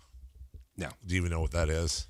Yeah, I mean, you do. I think so. Was it like Hot Topic's dorky friend? No, Hot Topic was Miller's Outpost dorky friend. Miller's Outpost was the jam. It was the jam and the jelly. Yeah. Billabong. Remember growing up wearing all this surfy stuff. I'd never surfed in my life. But you're from California. Mm-hmm. I'm Maui and Sons. Yeah, oh, God, I forgot Ocean Pacific? OP. Yeah, I had a ton of OP. Yeah. Went to school with a guy named Mark Martella who would always wear, like, OP tank tops, and he had one of them white puka shell necklaces. Not the big ones, but the tiny ones. Did you ever have the phase of OP shorts or other shorts that were two-toned? So, like, the front pattern might have been a brown. Yeah, short, that like and then bled the back into. was blue. Mm-hmm. It's like, yeah, I don't get it and either. How high were they above your knee? No, they were baggy. No, or wait, not mine. Oh, they were short shorts. Short mine shorts. were usually right above the knee, baggy-ish for back then. Really? Oh, you wore the huggers? Yeah, you got to see these. You had the games. huggies? Yeah. How? I know we got a break here. That's why I didn't ski. What was the other? Okay, we're gonna take a break. Do you or does anybody else out there? I can't remember the brand, but this was a thing. I want to say for like a year. Do you remember the T-shirts that had kind of like this cloud pattern on them? I think is what I'm remembering. But they were heat sensitive, and so they would turn color like a lime green or orange or yellow, depending on where you'd like press on it with your hand or whatever. And then it would, somebody's got to remember this, guys. And someone come through for me, audience. I know this happened. I know this was a thing for like a year or so. It was heat sensitive shirts and you could put your hand on it. Oh, body glove. That was another one. You could make like a little, did you ever play body glove in school? No. You come up and you just open hand slap someone on the back. Body glove. That was, or on the thigh. Body glove. That was at Winston Churchill. That was it. That was a big game at Winston Churchill Junior High. We'll take a break. When we come back, final hour. Someone's going to know this. You're a little handsy. Final hour. Final hour of the program. It was before HR. Kings post-game reaction. Doug Christie talks next. Listen to the #1 sports lineup in Sacramento. The Carmichael Dave Show with Jason Ross, Matt George, and Kayla Anderson. The Drive Guys with Kevin Gleason and Alan Stiles. Every weekday live and local 6 a.m. to 6 p.m. Online at SactownSports.com or download the app right on your phone. Your #1 source for all your Northern California sports. Sactown Sports 1140. This is the story of the one. As a safety manager at a manufacturing plant, he does everything he can to keep his coworkers safe. From finding ways to reduce risks to keeping safety supplies in stock. And for that, he relies on Grainger. Grainger offers a broad range of quality products and next-day delivery, so he can always play it safe. Call 1-800-GRAINGER, click Grainger.com, or just stop by. Grainger, for the ones who get it done.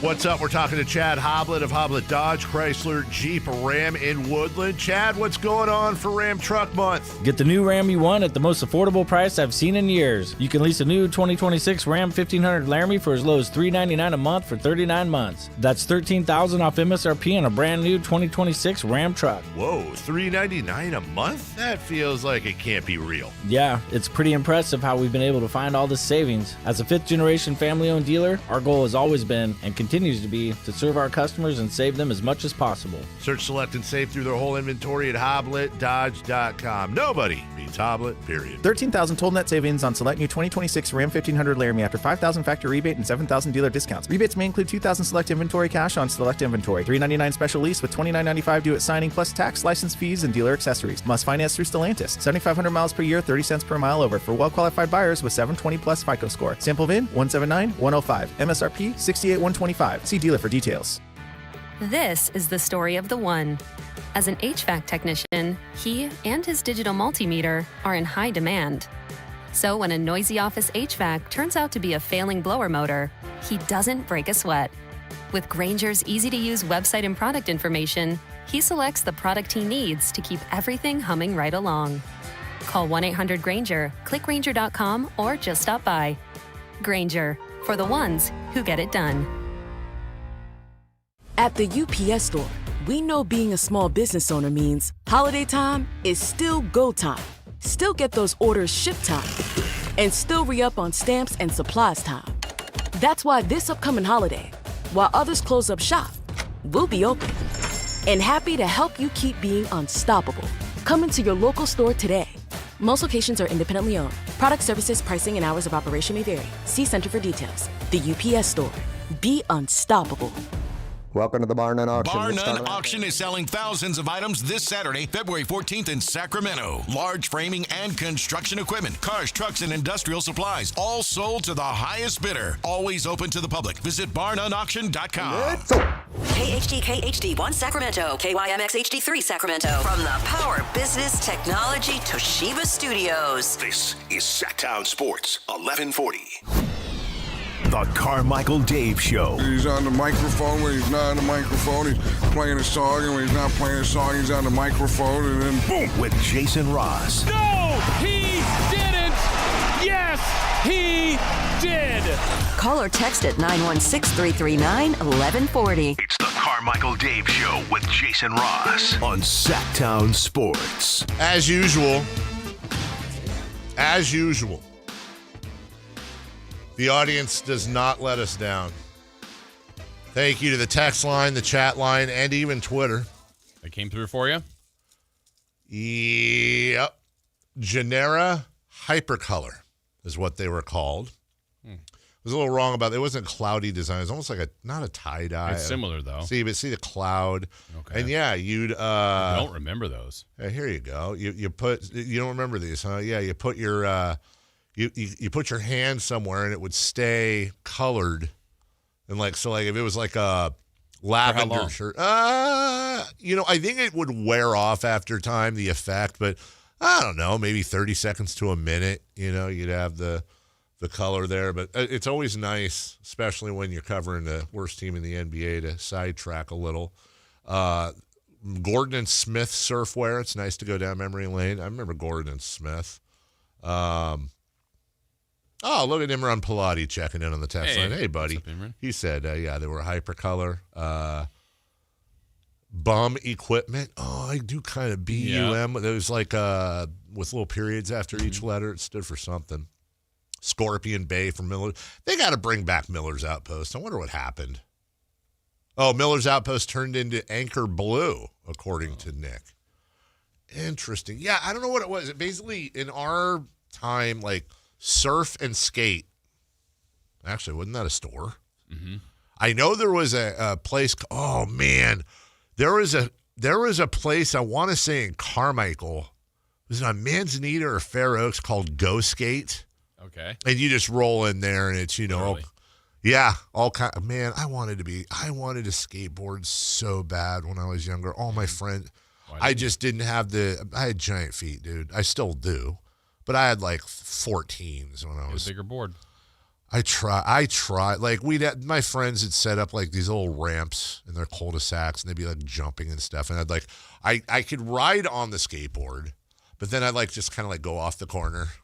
And they're all doing like ollies and McTwists and all that garbage. And I'm just like, I can stop. And they ride them all around town. No, thank you.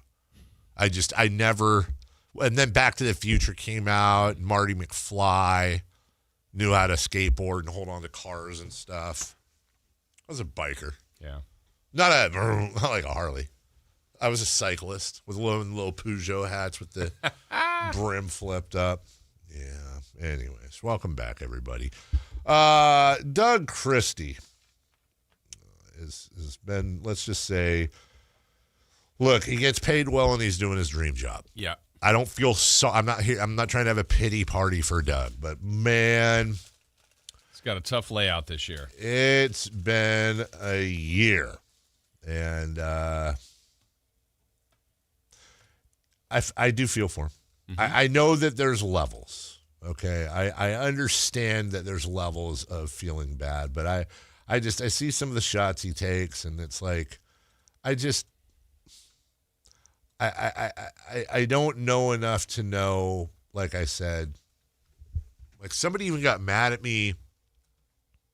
Remember I was telling you earlier, somebody got mad at me for the clip where I said, I don't know if Doug is a good coach or not, but I do think it's safe to say that this is his one shot. Like, I don't think he would have been hired by any of the other teams. Uh-huh. Someone was like, make up your mind. I'm like, what is, yeah. What do you mean make up my mind? Both can be They're true. both true. And I don't know.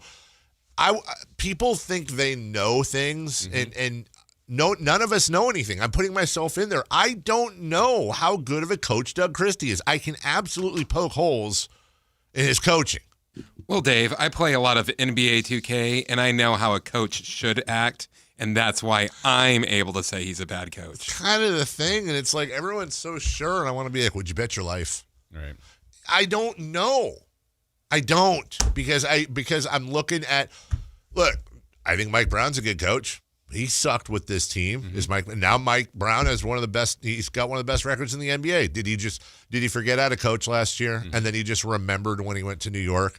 Your ingredients really dictate how much of a chef you're going to be. Now, what I'd love to do like one of them reality shows where we do coach swap, and for the final like month, you know what? Okay, so that's a true way to find out. Absolutely, the same roster. Yes, put Mark Daniel and the best record Thunder. Put Mark Daniel on the Kings for the next month, and put Doug Christie on OKC. I don't know. Does OKC suck more? I wouldn't think so. I wouldn't think so either. I think OKC just go out and so is Mark Daniel that much better? I don't. He's got a better situation. He has a much better situation. And if Mark Daniel was the head coach of the Sacramento Kings from day one this year, and Doug Christie was the head coach of the Oklahoma City Thunder from day one of this year, how different are their records? The answer is I don't know, but my guess is on both sides, if all the other the injuries and the this and the that, probably not that much. Now, do you remember what Luke Walton's record was when he was an interim coach for Golden State? Wasn't it? Oh, hold on. Wasn't it? It was like 30-1 or 27-2. 27. It was somewhere in there, right? 39-4. 39. Right. Oh my God, Doug Walton, Luke Walton, greatest rookie year winning percentage for a head coach in history, and then he somehow forgot to coach when he got here, and he hasn't been hired since. I mean, this is kind of when you think about it, you got Michael Malone as a big exception, but for the most part, kind of a graveyard for coaches, Sacramento. Right. Historically. I mean, this is George Karl's last stop. I think Eddie Jordan's last stop. Yeah. I know Adelman went on to Houston, obviously. He did in Minnesota.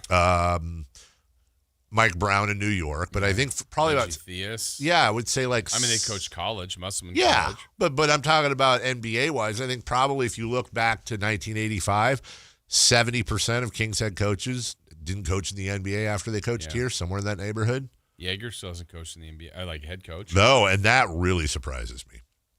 Honestly, it really does, and I don't know if he's ever going to get back on. He's had health problems too, right? He has. Well, he was fighting cancer, and he had some personal issues and all that stuff. But he's a hell of a basketball mind. I really am surprised nobody's given him another shot because I think he's fine now. My worry with Doug Christie is that the dude's gonna end up with a 2-year record of like 40 and 124. Right. And then how do you recover from that? Yeah. It's like on one hand he has to take the job because I think from an experience standpoint he skipped a lot of people. Like how do you turn that down? It's 1 of 30. On the other hand, it may end up just dooming him, or what I think, again, if I'm a wagering guy, what I think will happen is I think Doug will coach this year, maybe next year. And then right before the Kings begin to raise up a little bit, then they make a move. That's when they make the move, and then you go, well, yeah. And I just hope no matter which way it goes that Doug's a guy that anytime he walks into the building he's getting a standing O, because once upon a time you and I couldn't have imagined that not being the case for Vlade, and that's what happened. Yeah, still a great human being. Wonderful human being who abso-freaking-lutely want this team to win. Does. I know he does. Abso-freaking-lutely. Again, I say. Here is Doug Christie on the losing streak in general. I've been here for the absolute best of the Sacramento Kings, the best record, and now we deal with this. So there's a median in there that takes us to the playoffs and makes our people proud, and we just keep working daily to make those strides to get to that point. There are many games in this that we could have and should have won, and we didn't, and it happens in streaks going both ways. I've been a part of it as a player and now as a coach, and the one thing that I know is that adversity does not define you, but it clarifies some things about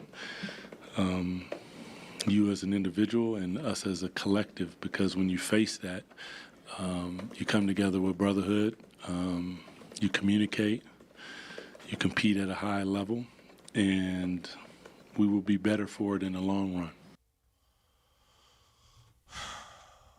41-94. I just want you to remember that, because here's a question on the text line. In the chat room here. Is anyone questioning if Jordi Fernandez is a bad or good coach? No, everyone knows he can coach, but he's not allowed to. What? Jordi Fernandez last year in his first full season with Brooklyn went 26-56. This year, Jordi Fernandez is 15-38. That's a combined record of 41 and I don't know, something. I mean, isn't the same question fair to him? Can he coach? Yes, of course it is. I personally think he can. Probably. But I don't know, and I can tell you this much from a pure results point of view. Jordi Fernandez has been a colossal failure in Brooklyn. An absolute, dude, it's like a 30% winning percentage. He's been a colossal failure. And by the way, his first year, he went 26-56. He's actually worse in his second year. Does that mean he can't coach? I don't know. But tell me how it's different with Doug. Yeah. What's the difference? They both have crap ingredients. And what is it? What's the breaking point for an organization? Here's one that's coached a little longer that we can ask the same question. Will Hardy. Yeah. Is he a good coach? Yeah. I don't know. I don't know. 37 wins, 31 wins, 17, and now he's at 18. He's got a winning percentage of 34%, 103 and 198. He's been given 4 years. 4 years. No playoff appearances. He's terrible. A lot of lottery picks. By the way, Will Hardy might suck. Might be great. Might be great. Yeah. Don't know. I know a guy who his first 2 years, he didn't even make it through 2 years as a head coach. He did not even make it through 2 years as a head coach. And he went 39 and 67. That's terrible. And by the way, he improved in his second year. He had a 34% winning percentage his first year, his rookie year. And his second year, he won 46% of his games. That's a 12% year-on-year thing. Okay, no problem. Guess what? He ended up going to another team and having 2 years where he was at or around 500. And then he goes 46 and 36, 54 and 28, 46 and 27, 47 and 25, 48 and 34, 53 and 29, and won an NBA title a few years after he left Sacramento. So did Michael Malone did he just learn how to coach better? I don't know. Yeah, well, he also had Jokic, and I think that helped. Yeah. I think having Jokic helped. That's your opinion. It's my opinion. I could be wrong. So anyways, when everybody's saying they're so sure about Doug, you might be right. Absolutely. Would just caution you, the situation matters damn near as much as the coaching. Speaking of Doug, here he is on coaching the Kings. You know, the pain that you feel, or let me say that you feel, that I feel particularly from getting so close to something and not being able to attain it for the city of Sacramento has just pushed me for a long time. It continues to. I won't stop coaching them. I won't stop being positive with them and showing them that, you know, you look at other teams who have struggled and now all of a sudden they're sitting in really good positions. It happens. But, you know, you have to go through hard times, because if it was easy, you know, everybody would be winning they'd be 44 and 12 instead of 12 and 44. So take these lumps and lessons, learn from them, allow them to make you stronger as an individual, which then makes us stronger as a collective. So the first part of what he said, I just know for a fact, doing the afternoon show with Doug, I don't know how many years ago that was, but one of the most powerful things I've ever was a part of was when he and Chris Webber were talking. Yeah. And they both got emotional. And I was just like the third person in the interview. I was really just letting them go. But basically they shared they hadn't really talked like openly about O2. Wow. Yeah. To each other. This. Like they're friends. They've stayed connected. Yeah, of course. But it was cathartic from both. And they were both going. I'm like, wow, this is amazing. And basically, the consensus I took from that was how much pain they have. Not that Chris Webber didn't win a championship, right. Not that Doug didn't win or Bobby or Baby. They wanted it for all of them, but really how much they wanted it for the community. That's for right. the people. And so to hear Doug then say that, and he's like, and Chris said it too in so many words, like, you know, I wanted to be the one that, you know, I work with Shaq and with Kenny and Charles didn't win a title, but like they're bragging as they should. Yes. They should brag about the achievements. He's like, I wanted to do that to say that we did it, and Sacramento can say that. And so Sacramento fans can go, yeah, but we have won, and remember that year. And so it was so in them that missing, unfinished business. And now Doug has an opportunity to be a part of it. He can't play again. Yeah. And this may be his only shot at this. Yep.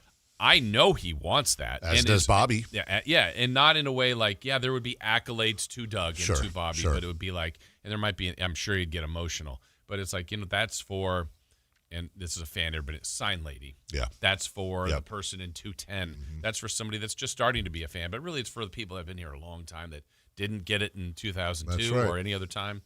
And so I know he wants that, but that's part of it. The drive is there. There's no one that, like, if they hired someone else, they would have reasons to win a championship for themselves, too. Of Doesn't course. mean that's wrong. And they'd be legends in this town, just for like sure. Doug and Chris and all those guys. But they didn't play for this team that was close before. So it's a different feeling, but that doesn't mean they deserve to have it, but I know he wants it. And that's probably what's eating at Doug. And so when we look back at this season, Dave, when Doug was so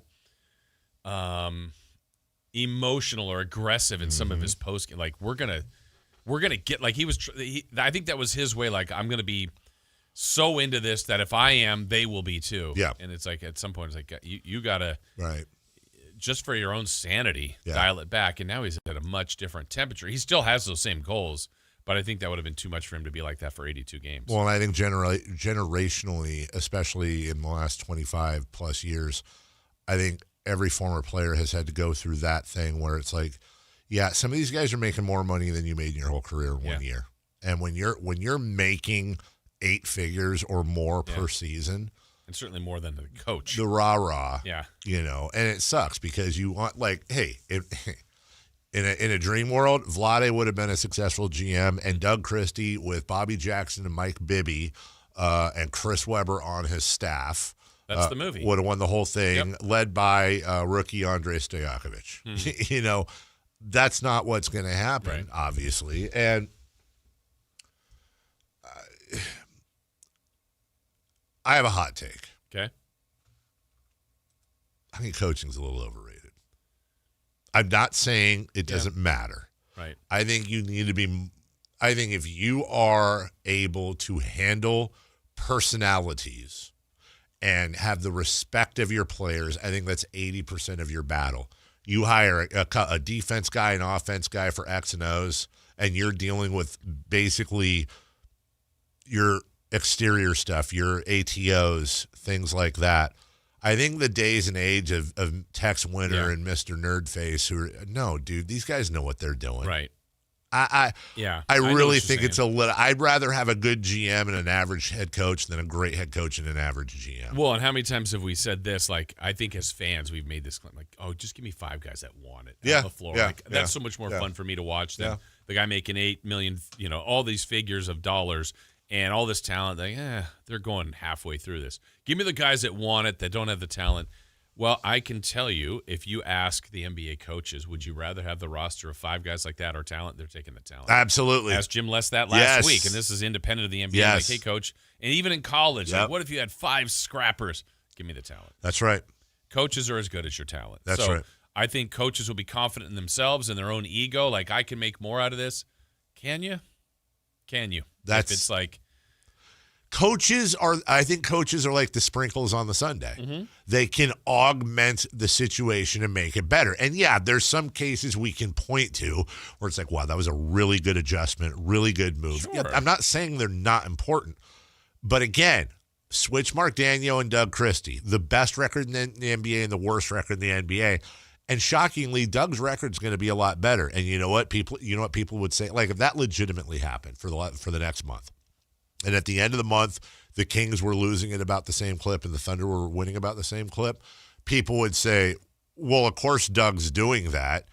That team runs itself. And you know what they'd say about Mark Daniel? They'd say, dude, nobody could coach that team. They'd weirdly excuse either side. So here's, I guess, the exercise. If you did that example, you took Daniel and put him on the Kings, Doug on the Thunder. What do we say the team MVP was? DeRozan. I mean, who's the best player in the Kings? I mean, I think probably Levine, but DeRozan, Levine, whatever. We'll take Levine. Same example. SGA comes to the Kings with Doug still here. Yeah. Levine goes to the Thunder. Is there a bigger impact on win total on that move than the other one? Yes. Decidedly different. Decidedly different. And that's the thing. We complicate it so much. And people are so binary. Right. Like, we're not saying coaches don't matter. Right. They do. But they matter more around the edges than people think. It's talent, talent, talent. What's the old anecdote? 2 guys in spring training trying to make the team are running to first. They both get to first at the exact same time. Guy number 1 looks like an Olympic sprinter. Guy number 2 looks like he's on roller skates in a Tom and Jerry cartoon. Which guy do you pick for your team? And the answer is, well, you pick the guy that looks like Tom and Jerry. If they're getting to first base at the same time, look at all the room for improvement this guy has. That's coaching. But you have to have that innate talent that goes with. Here's another way to put it. Mark Daniel, Bill Belichick, Greg Popovich, whatever coach in whatever sport you want. Let's take Phil Jackson in his prime. do you think if we worked our asses off and maximized every drop of talent and effort you and I had, diet, exercise, we're in the best shape of our lives, and we're working in the off season with Phil Jackson, Tex Winter, and the whole crew, how do you think you and I would, even if we had from now until next October with a prime Phil Jackson, all the medical, all the things, how do you think you and I would do on the floor come next October? Well, I think that's where we go back to the talent. He would make you and I a lot better. A lot better. What's our ceiling? Well, not very high. No, our ceiling is maybe varsity high school boys basketball in a Division V league. So you and I would go, man, I got so much better under Coach Phil. Like, he was great. Coach Phil Jackson made us better. Best shape of my life. But we're also 0-82. Yeah, we're 0-82. We can't compete. We're an embarrassment. Yeah. Well, so Coach Jackson didn't do his job. He made us better. No, he's not a good coach. Obviously, we're 0-82. Yeah. You have to have, and right now, that's what Doug's dealing with. No disrespect. Right. This is a Tonka truck fantasy basketball mishmash thrown together garbage can of a team that the record shows it. Yeah, and then the inner part, the inner core of it, I don't understand why it didn't gel better though on the talent level. It's not the extreme talent league. It's not I don't think it's the least talented team in the league. It's a really weird collection. Agreed. That doesn't fit. Agreed. But that part I don't know the answer to. Why? I mean, we had early on, remember the early theme in the first 20 games, like, it's a really mismatch. Like, they're really small. They play small. They try to play, like, they weren't playing big guys at the time, bigger front court. It's a small, guard heavy. Yeah. So that was weird. Then it was like, man, there's kind of a veteran overload team. Now they've been mixing in the younger guys, and now it's completely overhauled with the younger guys. Right. It's kind of been all over the place. There's nights like they don't have enough defenders. Oh, hey, the offense looks pretty good. Then there's, man, they can't even score 100. Yep. Like, there's issues all over the place with this team. Phil Jackson won 8 championships. He had a record of 1155 and 485. He won 70.5% of every game he played. He won 69% of every playoff game he played. He is, by the numbers, the greatest. Get out of here with Red Auerbach and whatever. He is the best coach in NBA history. I don't think there's a particular argument. But what if he didn't have Tex Winter? Also, what if he didn't have Michael Jordan? What if he didn't have Scottie Pippen? What if he didn't have Dennis Rodman? What if he didn't have Kobe Bryant in his prime? What if he didn't have Shaq in his prime? What if he didn't have Robert Horry? The year and a half, too, that he didn't have Jordan, they were really good. Yeah. But they didn't win a title. Nope. And Jordan was his best player on that team. Weirdly enough, he was with the Lakers for 3, 6. He was with the Lakers 12 years. There's a 1, 2, 3, 4, 5, 6 of those 12 years. He did not win a title. Now, that's still really, really good. Yeah. But weirdly enough, Phil Jackson had more success when he had more of his top 25 players of all time in their prime on his team. Right. By the way, smart as hell going straight from the Bulls to the Lakers, too. Yeah. You go from Jordan and Pippen to Shaq and Kobe. Yeah, and then I know he was in New York, not coach, but he was responsible for building a roster. Yeah, how'd that go? He knows basketball is good. It's absolutely better than anyone. Yeah, weirdly enough, didn't go have well. the same kind of players. We'll take a break when we come back. Dave, do you ever cruise around Birdcage Mall in a mini truck? That's from JR. All the time. All the time. What's on Deck brought to you by Trex Decking and Railing. We got a lot on deck, by the way, including 2 local schools. And then Matt and Kayla come in. We'll do that next. Live and local. With everything 49ers. Intercepted by Fred Warner. Dives for the end zone. Touchdown! San Francisco! Paul George went up and caught the ball. Touchdown! The 49ers play on Sactown Sports 1140.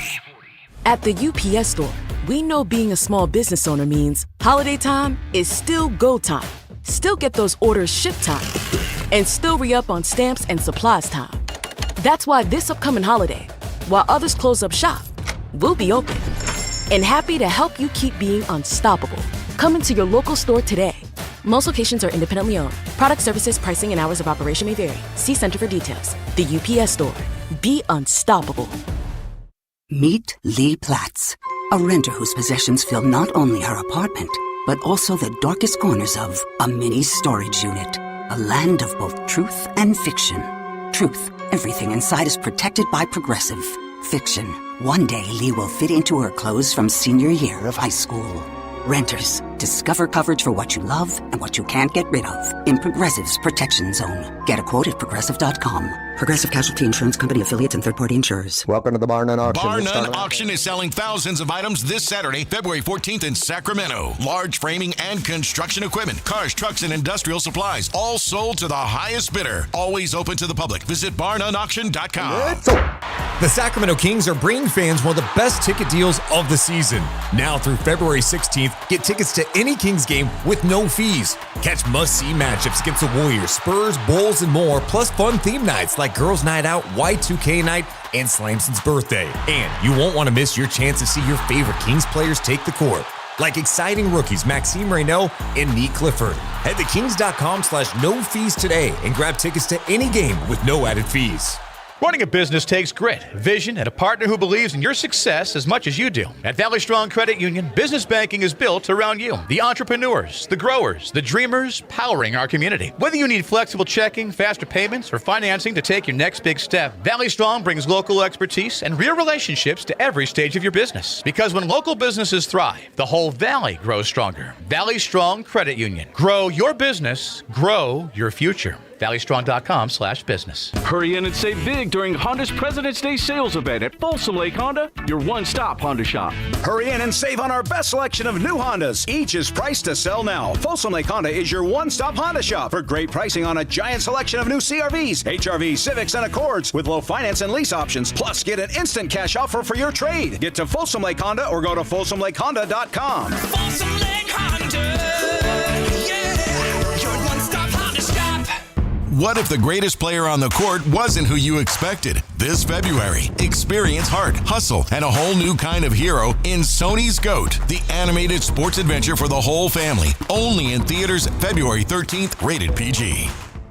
Growing your business? It's all about having the right team on the court. At Bank of Marin, we partner with businesses in the greater Sacramento area, delivering personalized service and local expertise to help you make a slam dunk. Whether it's customized lending or solutions to keep your business growing, you'll benefit from local decision making, expanding, acquiring additional assets, or building a lasting banking relationship. We're ready for tip-off. Bank of Marin, your local business bank. Visit us at bankofmarin.com. Member FDIC. Hi, I'm Michael from the Warren Treaty. You know the jingle. Now discover the facts about Ozempic, a GLP-1. Only Novo Nordisk makes FDA-approved Ozempic. Learn about the real thing. Talk to your healthcare professional today. Call 1-833-OZEMPIC or visit Ozempic.com to view the medication guide and to learn more about Ozempic. Semaglutide injection 0.5 milligram, 1 milligram, and 2 milligrams.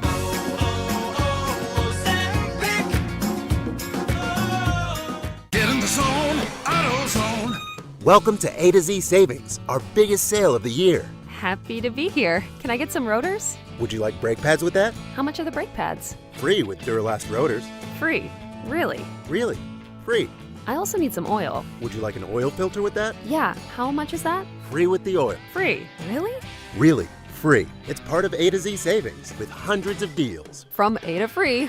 Get in the zone, AutoZone. Ends March 9. Restrictions apply. When a person is seriously injured, there's no substitute for the personal legal relationship offered by the local NorCal firm of Ashton and Price. From the first attorney meeting, every important decision is made with a direct consultation with, and I can't believe I have to say this, a real, live, experienced, flesh and blood local attorney. It's called Home Court Advantage for a reason. Ashton and Price, serious local attorneys for serious people with serious injuries with no fee until we win. For the best local advice, don't think twice. Call Ashton and Price. Ladies and gentlemen, this is going to be fun. It's time for What's on Deck, brought to you by Trex Decking and Railing.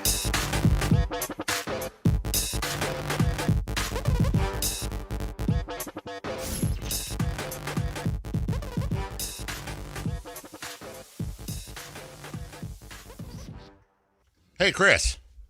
Yes. Hey, Chris. Do me a favor. Please. You and I will often send things to each other via text. Yes. I like that. We have a I like that. Similar yet different sense of humor. Different, but also at the core very similar. in the future, when you're sending me something that maybe I don't want to play out loud around people, maybe give me a heads up in the text when I don't know what it is. Okay, thanks. Care to share? Nope. Maybe. Nope. Something he just sent you? So, yep. Do you know the prank I played on my friend? I do. Doing something similar to that. How weird would it be if I said yes? Because no, I do not. This was while the Kings were getting sold and all of that.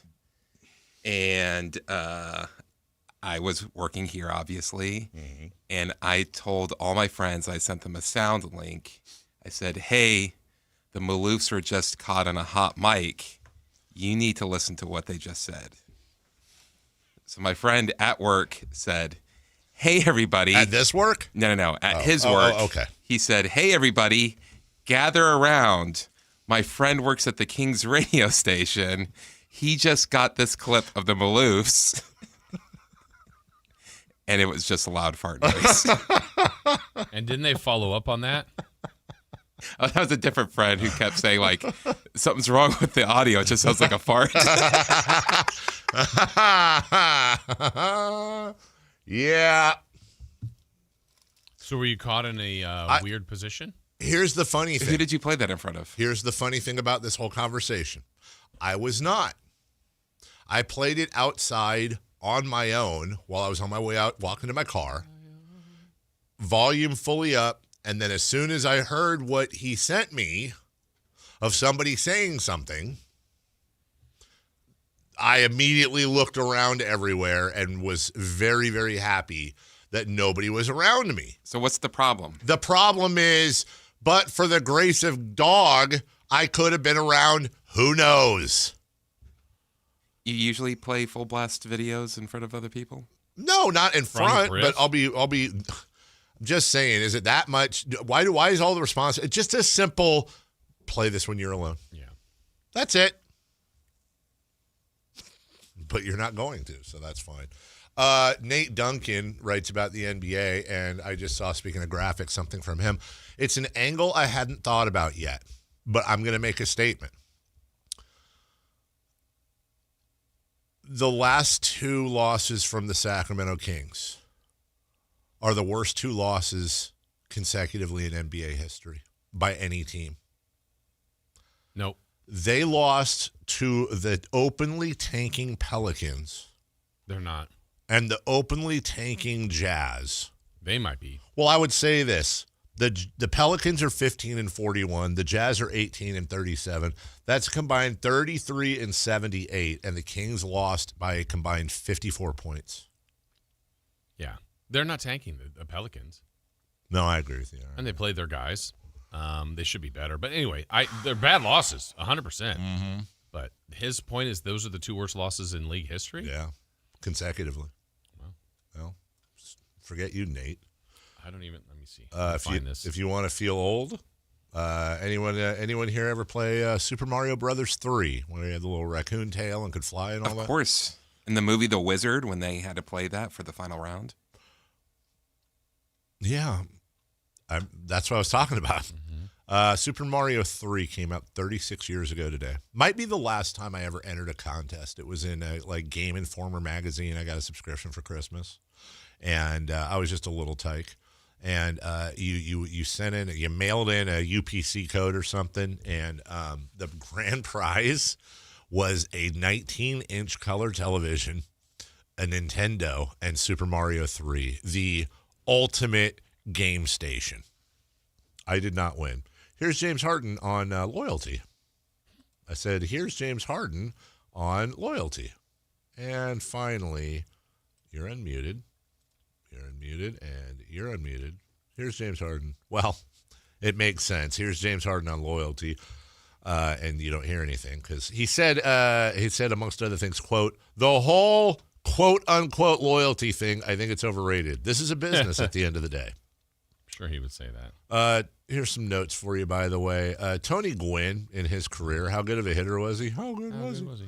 Against Nolan Ryan, he batted .302, .312 versus Tom Glavine, .314 versus Pedro Martinez, .390 versus Kurt Schilling, .429 versus Greg Maddux, .462 versus John Smoltz. And we talked about Pedro Martinez. We talked about the Kings losing consecutively and how bad it was to those bad teams. Well, how about the All-Star game in 1999 for Pedro? Pedro pitched 2 innings.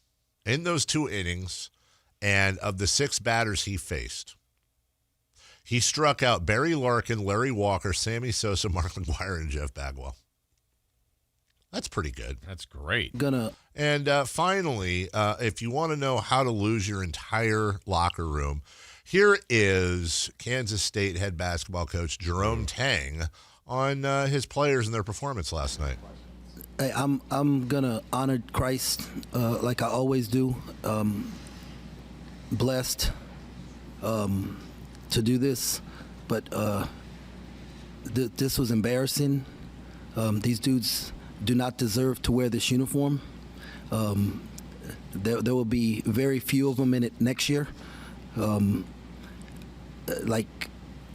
embarrassed for the university. I'm embarrassed for our fans, our student section. You know, it is just ridiculous. We got practice at 6 a.m. tomorrow morning, and we will get this thing right. I'll be there, Coach. I'm so inspired. Yeah. Hey, Coach Tang, you're garbage. That's a coward move to me. I hate that so much. Yeah. I really do. Hey, who recruited those players? Because you've been there 4 years, 5 years. Who recruited all the players on your team, Coach? Are you okay with that take in practice, closed door? Yes. Okay. Yes. I'm 100% okay. I understand what he's trying to do. It's just cowardly. Mm-hmm. It's garbage. I'm not going to play the whole, hey, these are kids. Although, guess what? They're really young. These aren't grown men yet. And you go out publicly and you throw them all under the bus. And by the way, I listened to the whole clip. I didn't. If it's outside the 2-minute, 22-second clip I have that I listened to this morning in its entirety, we just listened to 45 seconds there. If I'm happy to be corrected and apologize if he took accountability himself, but I didn't hear that in the 222. And that's from, actually, I know he didn't say that because he sat down, started this, took 2 questions, and then left. And all he did was basically say how bad the players suck.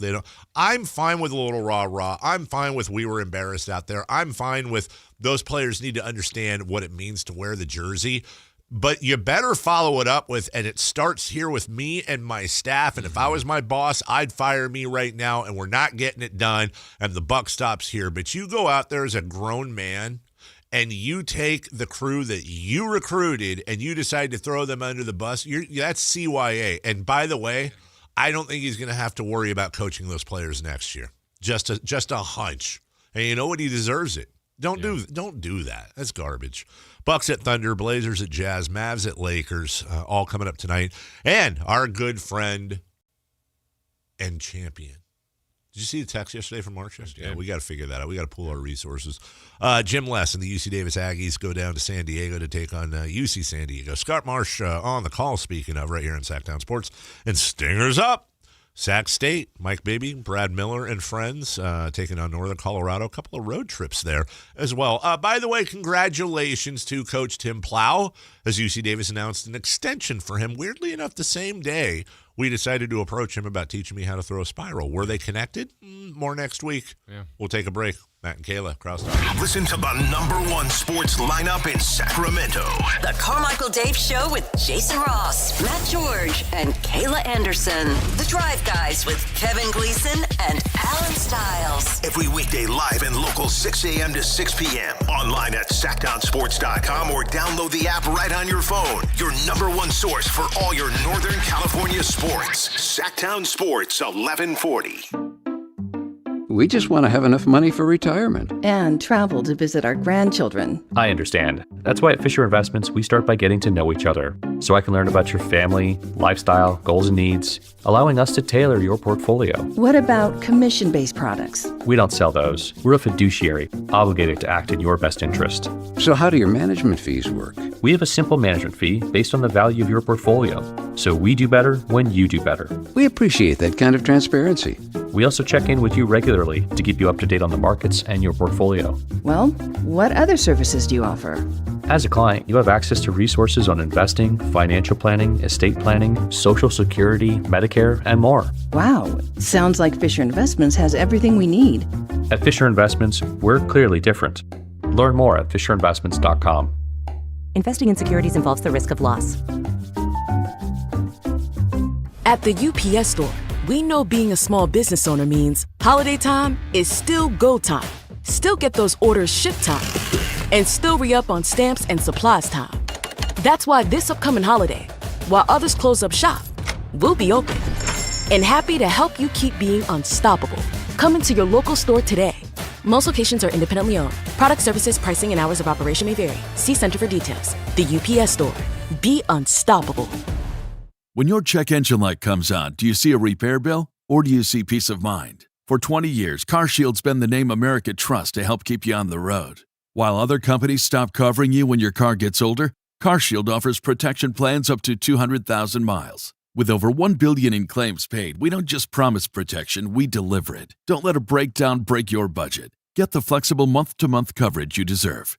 Go to CarShield.com. That's CarShield.com today. Welcome to the Bar None Auction. Bar None Auction is selling thousands of items this Saturday, February 14th in Sacramento. Large framing and construction equipment, cars, trucks, and industrial supplies, all sold to the highest bidder. Always open to the public. Visit BarNoneAuction.com. Guys, did you know your testosterone level impacts your energy, libido, sleep, weight, hair loss, mood, and even ED? And right now, Revive Men's Health Sacramento will check your testosterone for free. They've helped thousands of men since 2011 feel and perform better. They're so confident they can help you, they even guarantee it. Schedule your free testosterone test, exam, and consultation today. Call 916-277-8599. That's 916-277-8599. Or visit ReviveMen'sHealth.com.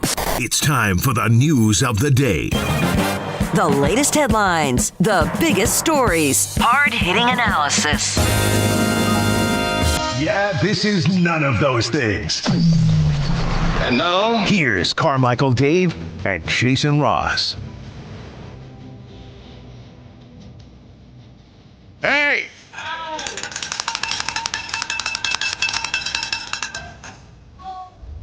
Hey!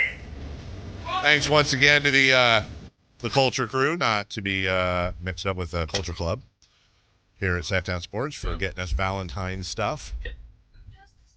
Culture Crew. Culture Crew. Yeah. Just different folk from around the building do such a wonderful job. You're awesome. That is awesome. Mine says, we appreciate you. Yeah, and they do. No, I think it's cool. I've never gotten this kind of stuff. You getting that at the last station you were at? The answer is no. Wow. I can tell you a story, but that's for another day. Came in hot. Yeah, you know, I can tell Kayla's starting to, I was just going to say feel herself. That sounds weird. To get, she's one of us now. She comes in, she takes one look at me. She's like, where are you going, a funeral? And I wanted to say something snarky and be like, yeah, I wear blue and green plaid. Not everyone wears black. Dave said that to me once, and then he stopped saying it because I wasn't. He was, in fact, going to a funeral. Oh. I was like, where are you going, a funeral, idiot? And Chris was like, yeah. Oh, okay. Who was it? I got to be careful. My uncle. Yeah. I didn't mean it like that. Wow. I wasn't laughing at the uncle. Hilarious. I wasn't laughing at the uncle part. I was laughing at the how awkward it was. That's what was awkward. What, the uncle? The laugh. Well, no, but I was laughing at, I said, oh, where are you going, to a funeral? And he was, yeah, I was going to Uncle Dead Guy's funeral. No, I'm saying whoever passed. I'm not saying, This is how you dig yourself into these, I'm just tunnels. saying, look at Matt with the sleeve. I can't get you. Everyone look at Matt now. Stop talking about me. Exactly. Do you have a dead uncle, huh? 1-800-912-1140. What's his name? Oh, geez. How you guys doing? Just grand. Yeah. It is a beautiful day out after some rain. It is this week. nice. Hey, I got a dead uncle. Why are we going back to this? For real. My Uncle Leon. He died he's the one who went to USC. I thought you didn't like you don't LA. like him anymore? I don't. Dave loves LA. Dave loves it. They lived in Cerritos. We were really, really close. So, you know what? Feel your pain, dude. What? Yeah. We're in the Dead Uncle Club. Gracious. Matt, Dead Uncle? Yeah. Okay. There you go. I do. Kayla? I'm not going to jinx myself. Okay. All right. And Jason? Yes. Okay. There you go. Well, that's 4 out of 5. 4 out of 5. Dead uncles. There was a employee of this station that went around at a Kings game one day. I want to know where this is going. That would ask, "Are your grandparents still alive?" Oh boy. That was a topic of conversation at a Kings game, and an employee that you would not expect at this station, who commonly attends Kings games, just kind of went down the line and was asking people Well, about. you never keep a secret, so you might as well just tell it who it was. His first name starts with F and ends with Ranky Cardicelli.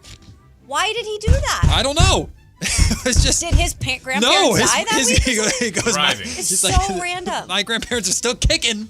Oh, and his are alive? Yes. Wow, way to rub it in. Score. It is kind of a braggy thing, though, sometimes. Is that a flex? I think so. My Uh-huh. grandparents, like, for the most part, stayed alive for a while.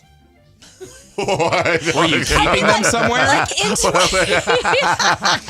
water them twice a day. Was it a cryo or something? It was like they didn't all go at once, is what I guess what I'm trying to say. Okay. Yeah, and you know, I Yeah. grew up with both sets, so Yeah. I was like kind of braggadocious about it for a while, and Yeah. then soon after. Wow, going on. Hey, how's it feel to not have grandparents? Hey, everybody who's got grandparents, take a step forward. Not so fast, Bonnie. Yep. Wow. Loser. I never knew the grandparents on my grandmother on my dad's side. No. Yeah, and my his dad came and lived with us for a while. He had Parkinson's, and he lived in a trailer he brought his trailer out to our house. My mom was a nurse, so she took care of it. Yeah, he lived with us for like 2 years, and then this is a true story actually. My sister and I, we were like, I think Why is Matt laughing about that story? He's laughing at my grandpa with Parkinson's. And What's your face? Hey, he came inside. You knew. He had my me and my sister on either leg, and we were sitting on his lap, and he had my mom make vanilla milkshakes for us. Okay, where is this story? We had vanilla milkshakes, and then he went to bed, and 2 hours later, he was gonzo. Wait. Yeah, true story. I swear to God, he had like goodbye milkshakes. That's actually I'm not doing a bit on my kids. He had like goodbye milkshakes with us. Wondering where that was Well, going. that's what I call them goodbye milkshakes. They were good. You know, it was the last Goodbye milkshakes. Okay, see, that's across the line, dude. That's my grandpa. He passed after He had having each milkshakes. kid on the side of his leg. Milkshake sings my grandpa to the morgue or whatever. No, Jeez. wow, Oh, Jesus. remix. No, I was like 8. I mean, you know, whatever. It was fine. Didn't understand what was going on. That's sad, though. Parkinson's is not. Oh, it that was is not. awful It was disease, not. by No, the it was way. not. It really is. I tried to joke about it once when I was like 6 air? with my mother. No, Yeah, I not did. gonna happen. Wait, when you were 6, but I thought it was 8. No, he died when I was 8. So you try to joke with it when. Well, he lived with us for 2 years. Oh, got it. And it was my first experience. Oh, I I didn't see what you're understand. You know, I just knew he shook a lot. And so I was like, hey, look, I'm Pop Pop. And she did not, dude. I got it. I got a visit with the wooden spoon. Dave. No, I was 6. You broke Matt. I was 6. I was 6. I was 6, and I thought I'd make my mother laugh. I was a big cut up. Did she slap you? No, I got the wooden spoon. Oh, yeah. I got that, too. And yes, the belt. Yes, I never got the belt. I got the wooden spoon. The belt's not She was good. not, dude. She laid into me, bro. Let me My tell you. little nephew came into my room the other day, and he's going with the belt. Oh yeah, where it and I slaps. go, you know, I got the belt. Yeah, and your dad got the belt. He goes, what? Yeah.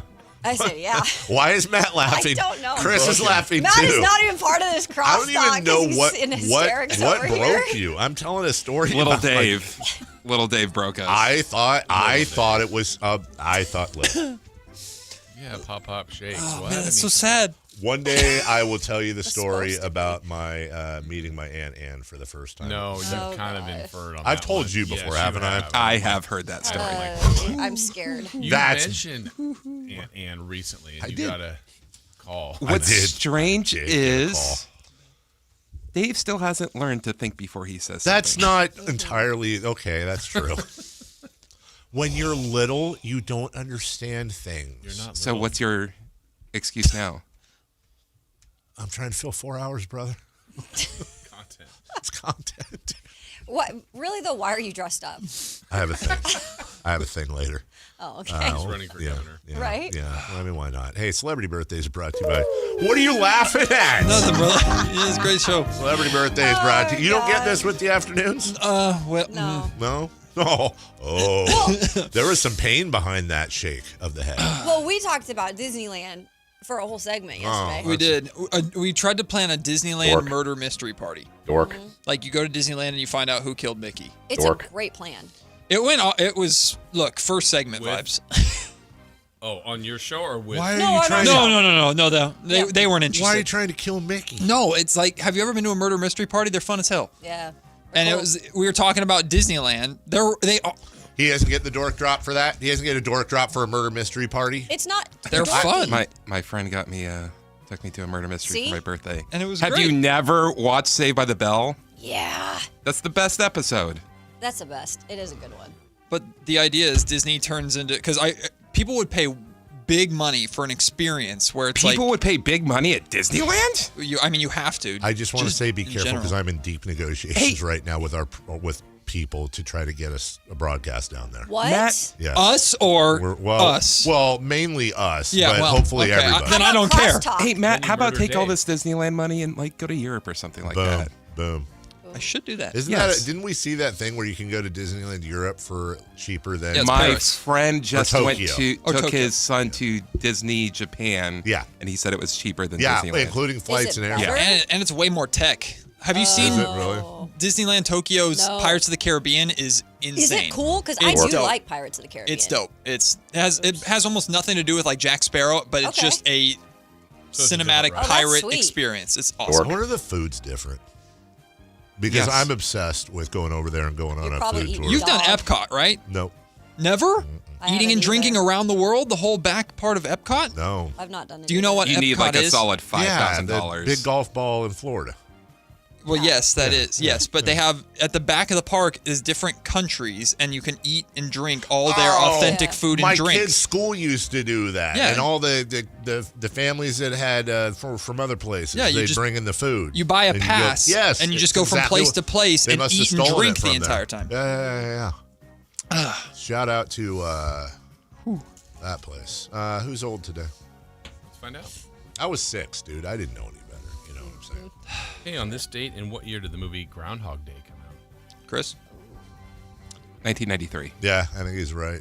Within a year, but I think he's right. I'll do 94. 92. We have a correct answer. It's Dave and Chris, 1993. Or Chris and Dave. How about... my parents did not spike my grandpa's milkshake. That wasn't the point of the story. They didn't kill my grandpa with a milkshake. That's what I thought. I think he knew he was going, and we had milkshakes. Was he lactose? Yeah. Zoolander 2. Everybody thought you paused at what I said, which wasn't funny. But No, Chris said something funny. Chris drops these Good little job, bombs in Chris. our ears and just brings the show to a halt. Because I'm not entirely sure I understood what he meant either. I don't think I either. did, but I don't think that's what he meant. Did you mean what I thought you meant? Yes. Okay. What do you think you meant? I can't say it out loud. Zoolander 2. Zoolander as well, or Zoolander 2? Dose. Okay. Chris? He doesn't know this one. I have no idea. He doesn't? 2012. I'll say 2010. Well, that was what my guess was. Well, then guess it. 2010. 2009. Chris is closest, 2016. Oh, really? Wow, not that long ago. New age. Happy birthday. Yeah, just 9 years ago. No, 10 years ago. Yeah, whatever. Happy birthday, Michael McDonald. Not Mike McDonald? It's Michael McDonald's birthday today. Oh, I love Michael McDonald.